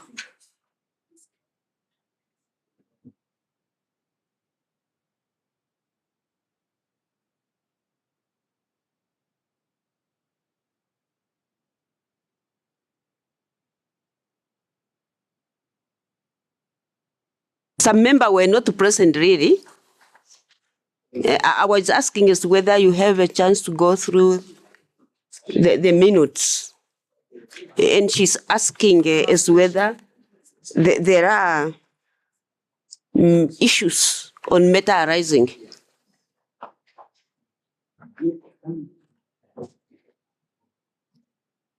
Well, You got translation? Translation? No, it's okay. Is it okay for you, translation? Yeah, Okay. Okay, thank you. Yeah, with respect to this report, I believe those who sat what this report needs to just give an overview, and then it can be endorsed. And then my next observation is the report is not signed to know who, because it's not official, it's not signed. Those who wrote the report did not sign. So this signature, no authorized signatory are here to sign it, so it can be part of our document. And then, even though we were not part, and I believe that we would like to know what are all these people that signed the report, they are all same member of this committee. Thank you so much, Madam Chair. The procedure is, there's no how these minutes can be signed before we pass them and we correct them accordingly. The procedure is, we go through the minutes. If you approve, that's when we sign. Thank you so much.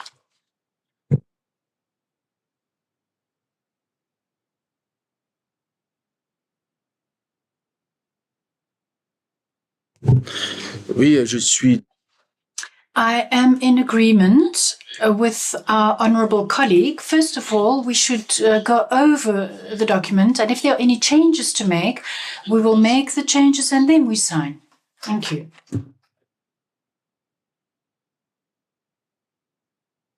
Maybe we can use that procedure. It's also the procedure we normally use where we come from.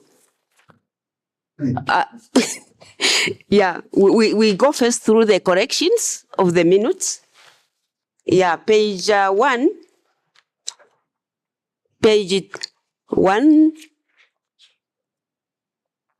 2, 1, 2, 3, 4, 5.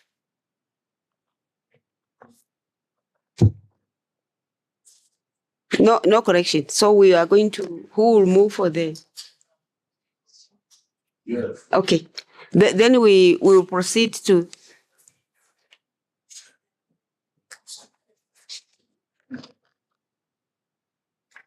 Yes, colleague from Botswana.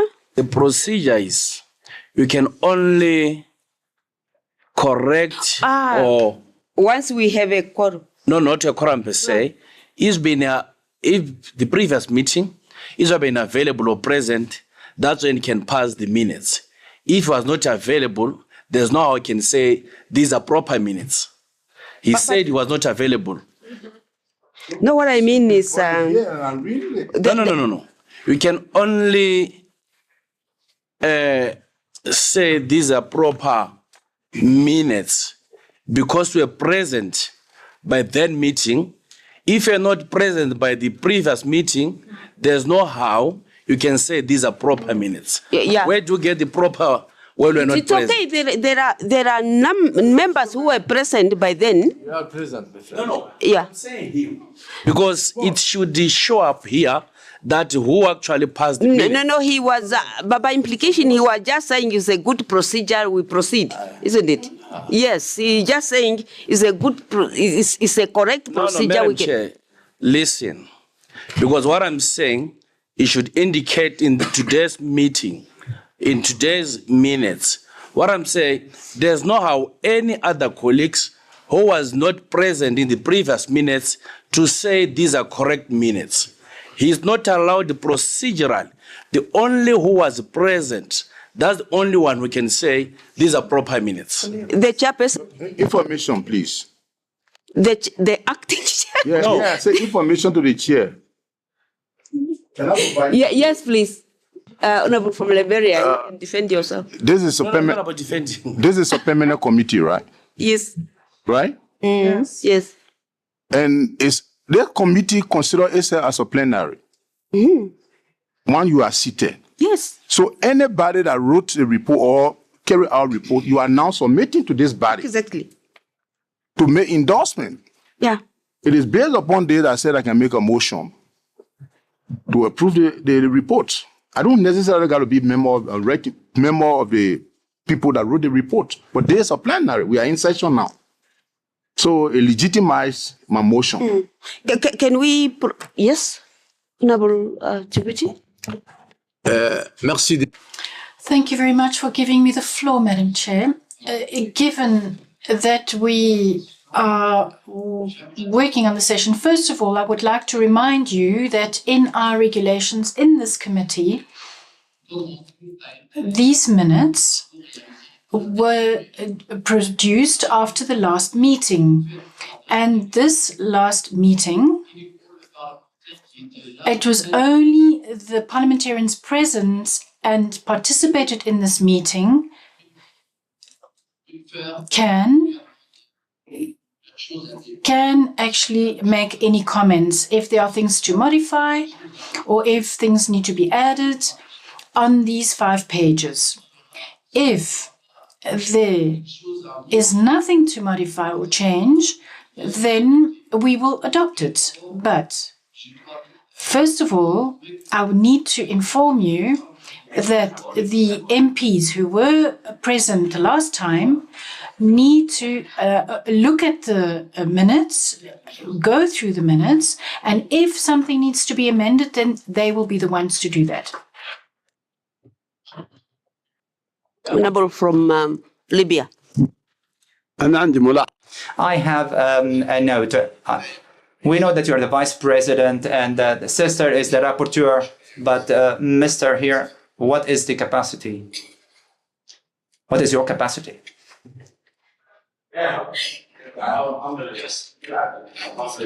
No, I'm just asking.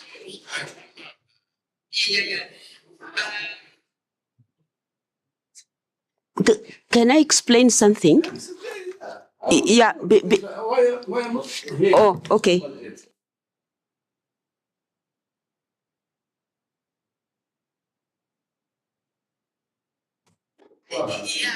We are here to save the, if I can call it, unfortunate abnormal situation our committee find itself. The legal and the factual chairperson, Dr. Sharif, is not here. I made to understand he will only be available next week. The vice chair. Not available. Yeah? He's also not available. He is also. His name is here. His name is here. This one, Professor. Who? Yes. Professor Timeleon. Fiona. Who took over from? Zingaz. Zingaz. From Central African Republic. Central African Republic is also not here. Yeah, so he's a minister now.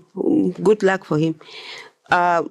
We are just here temporarily as an acting chairperson, if you don't mind.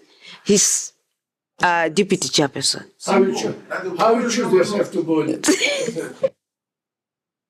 It is no. No. Can I? Yeah. Did you get all of you choose them to go to? No, we just come in. Sorry. Propose actually no. Honorable. Please.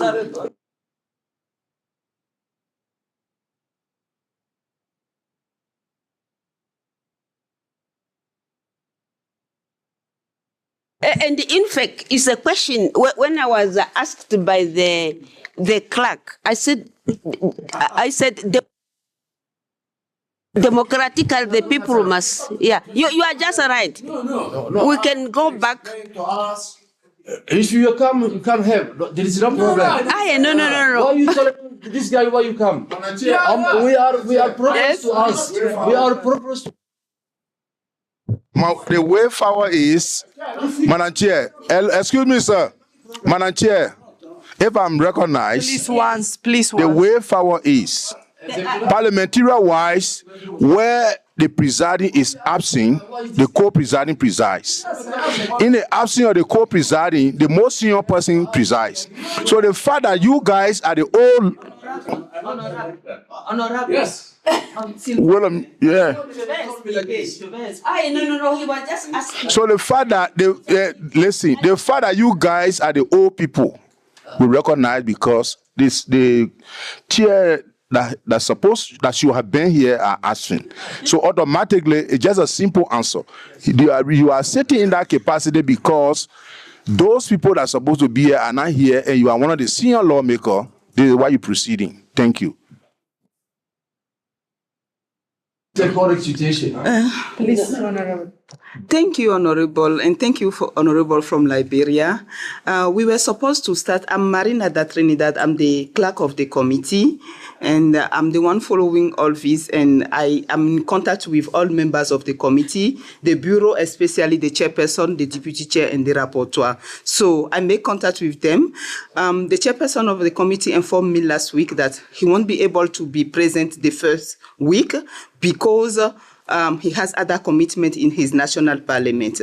And the deputy chairperson is a new member that swore in March, and he was supposed to come. So he told me when he comes, he can share. If he doesn't come, the rapporteur, and then 2 other members can join them. So then we have the bureau in place for the meeting while he comes next week.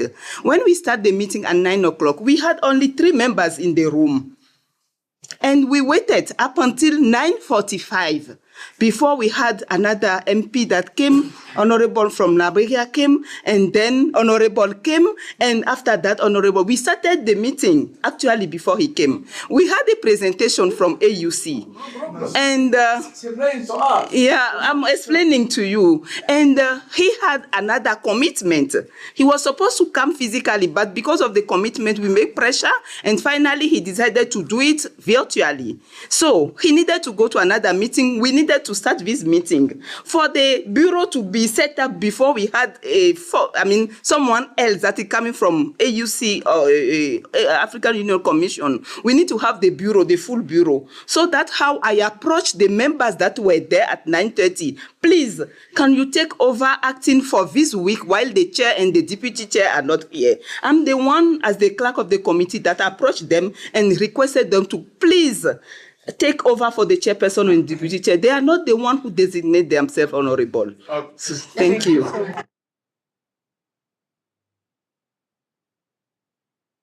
Otherwise, because we are just here, otherwise, because we know one another now, as from tomorrow, we can make a 10. Anyone who would like to volunteer can come. You know, I don't have a problem. I cannot sit like this. You told him this guy.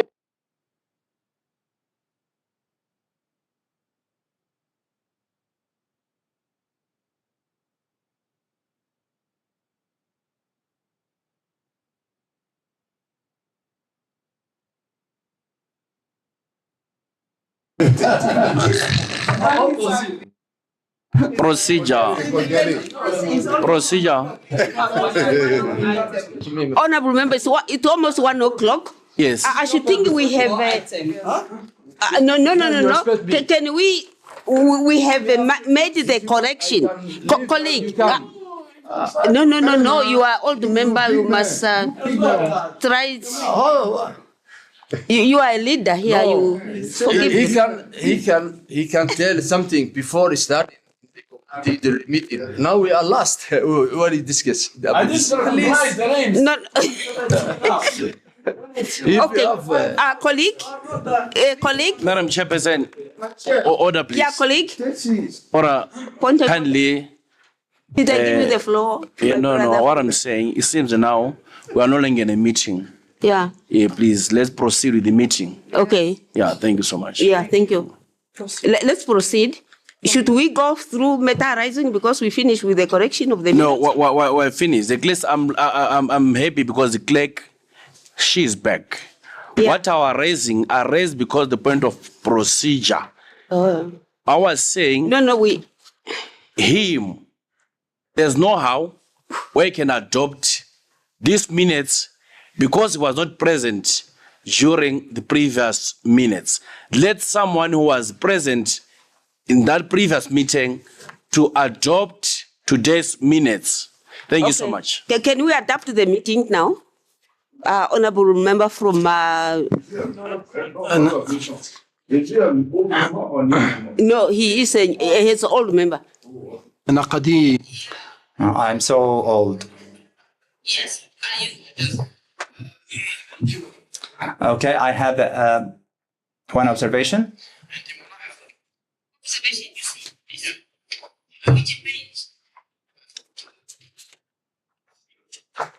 Page 6. Article.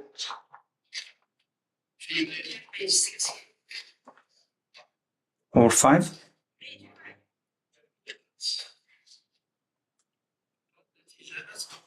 The item before miscellaneous regarding the conflict in the Sahrawi Republic. We are talking about the ongoing conflict in the Western Sahara and not in the Sahrawi Republic. In the page 5, you use the phrase, the statement, ongoing conflict in the Western Sahara, and in page 6 there was a statement or a phrase that is not acceptable, which is the Sahrawi Republic. The conflict is in an area called Western Sahara, but when we speak about the Sahrawi Republic, we are talking about a political stance. Although the report should be neutral, so my observation that we remove the Sahrawi Republic and replace it by the same phrase we used in the page 5, the ongoing conflict in the Western Sahara. Is that clear? So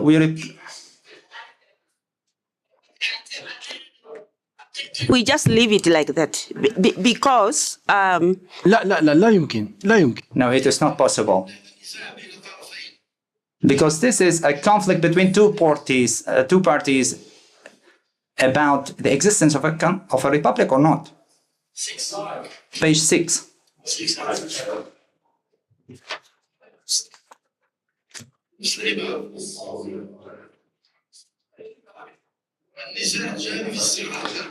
The ongoing conflict in Western Sahara, and this is the phrase that is used by the African Union. So we don't go to dilemmas.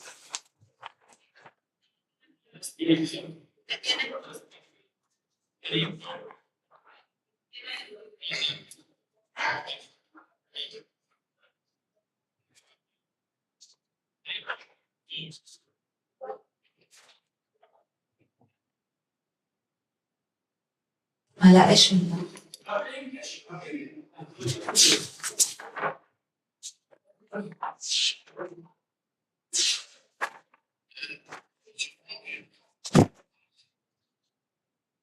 I think it's a problem of translation because in the French version we have Western Sahara.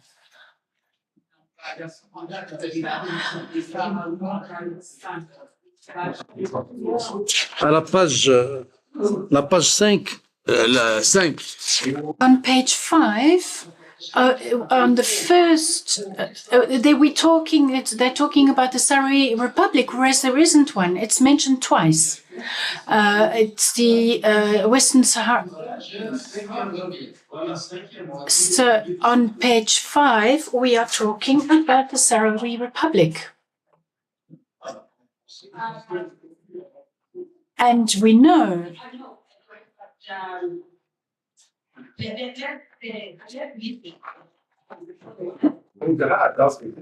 Yeah, we can adapt it, and then it's just a phrase. No, this I should think have to do with more because the colleague, he's supposed to be here. You understand? He should have been here.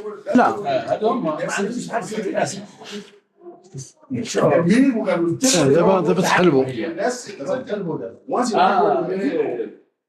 Marina, what do we use normally? Procedure. Who had been here serving the committee for time in memorial? Yes, what do we normally use? This is a point regarding a previous minute. Yes. And is the word that have been used in the previous minute that we reported. Yes. So in the previous minute, we talk about with regard to the conflict in the Sahrawi Republic.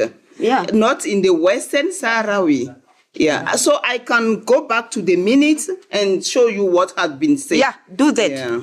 We can set aside and do that and yeah. Does that happen in the previous meeting? Yes, and I was present there, and my name is in the list of the participants. And the page before. You used the phrase that I accept, which is the conflict, the ongoing conflict in the Western Sahara. But why in the last page you talk about Sahrawi Republic? The used phrase in the African Union. Translation? Does it cause any هناك ضرر لأن النزاع.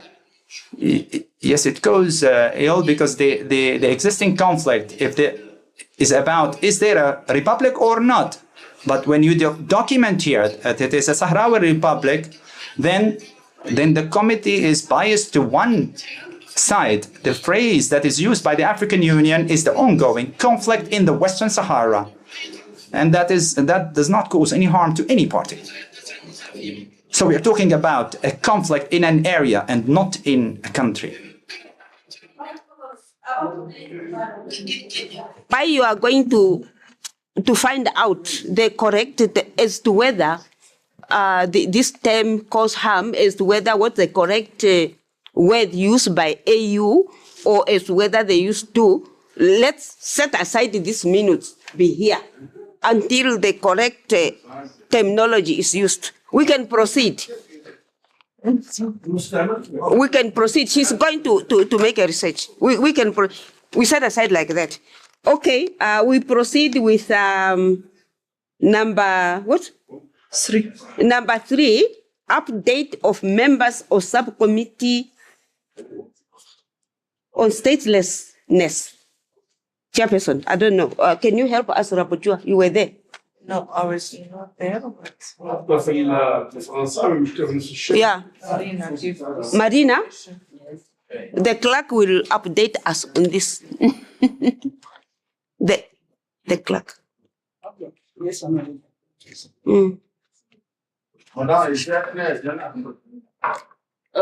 Yes, Honorable. On that item regarding the update on the subcommittee on statelessness, you will recall, Honorable, the former members of the committee, the members of the committee, that in 2022, the committee resolved to draft a model law on statelessness. And in collaboration with UNHCR, their office based in Pretoria. The model law had been drafted and the committee started receiving a presentation on it. But later on, they decided to create a subcommittee that will look at the document and all issues regarding the process of drafting the model law. The subcommittee had been created, and in March 2023, they had their first meeting with UNHCR, but they didn't finish the work. And we are coming back now to refresh the committee because some of the members of the subcommittee have left Pan-African Parliament. They're no longer members of the Pan-African Parliament. And I have informed the chairperson of the committee. We are having that presentation on Friday with UNHCR. Normally, the committee need to create or add the members that are missing, but unfortunately, we don't have quorum in this meeting. To form those subcommittee, we usually take one member from each region present in the committee. So we have 5 regions in Africa. We choose one member from each region, from one and plus one member of the bureau to form the subcommittee. Unfortunately, we have less than 10 MPs, members of the committee present today. So it will be difficult to form that subcommittee in this meeting. What I would suggest, since we have invited UNHCR for Friday to make the presentation, I would suggest that the whole committee as it is have the meeting with UNHCR, and then you can make decision. And if after that meeting and we have another meeting and there is quorum, you can now form the subcommittee that will continue with the work. You will start with the UNHCR on Friday. So that's my suggestion. Yeah. Please, how many members constitute a quorum? How many are we? We are 29. 29 the committee currently. 29 Sure. times 2 Plus 1. So divided by 2. 2 plus 1. So we're supposed to be 15 members. 15 members. 15. Quorum. Yeah, 10 now. Yes, very few. I hope We only have 9 members of the committee present. Well, the timing, the sitting, it takes some months to come for one sitting. So they didn't want letting one down to go for another one. Michael. Oh, sorry. Madam Presiding, colleagues, I said it would be necessary to go by the chief clerk recommendation on grounds that these reports are time bound. So we encourage our members to be in full swing on Friday, at which time we'll be able to see the rectification. Because the point the gentleman raised is a very cardinal point. He from the region, he knows what is happening. So let's look at it, and then Friday will pass it. But to leave it until next sitting, No. It will impede the process. Thank you very much. Okay. So we need a motion on that. In the absence, yes, thank you for. We need a motion on that. On Thursday. Okay, the floor is again to Marina. I just want to remind members that according to the agenda of the committee will have another meeting on Thursday at 14 hours to consider. It will be a joint meeting with the Committee on Justice to consider the 0 draft of the revised OAU Convention for the Elimination of Mercenaries in Africa.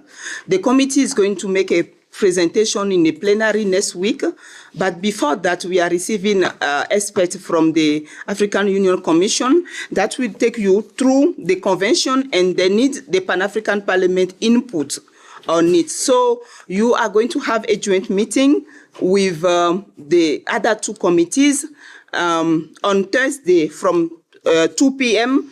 to 5 p.m. in the chamber. And then on Friday, we will have another meeting on this model law on statelessness from 9 o'clock to 1 p.m. in committee room 5. It's on the program agenda of the committee. You can go through it and see. So thank you, Honorable.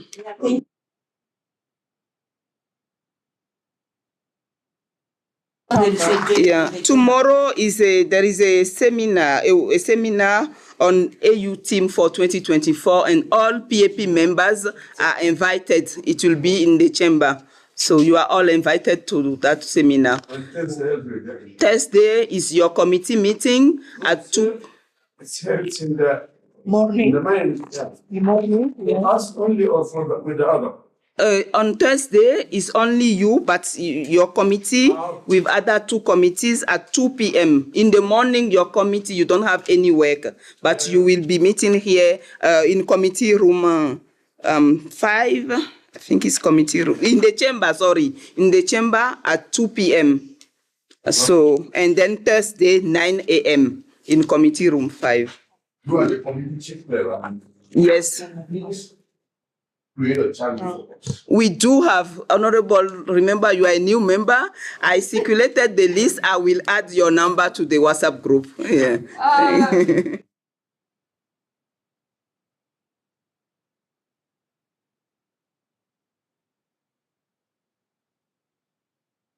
You have to act in the list actually.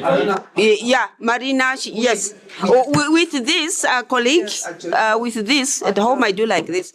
With this, the meeting is adjourned till we meet on Wednesday there in the chamber and Thursday also in the chamber. Bon appetit. Afternoon. Okay.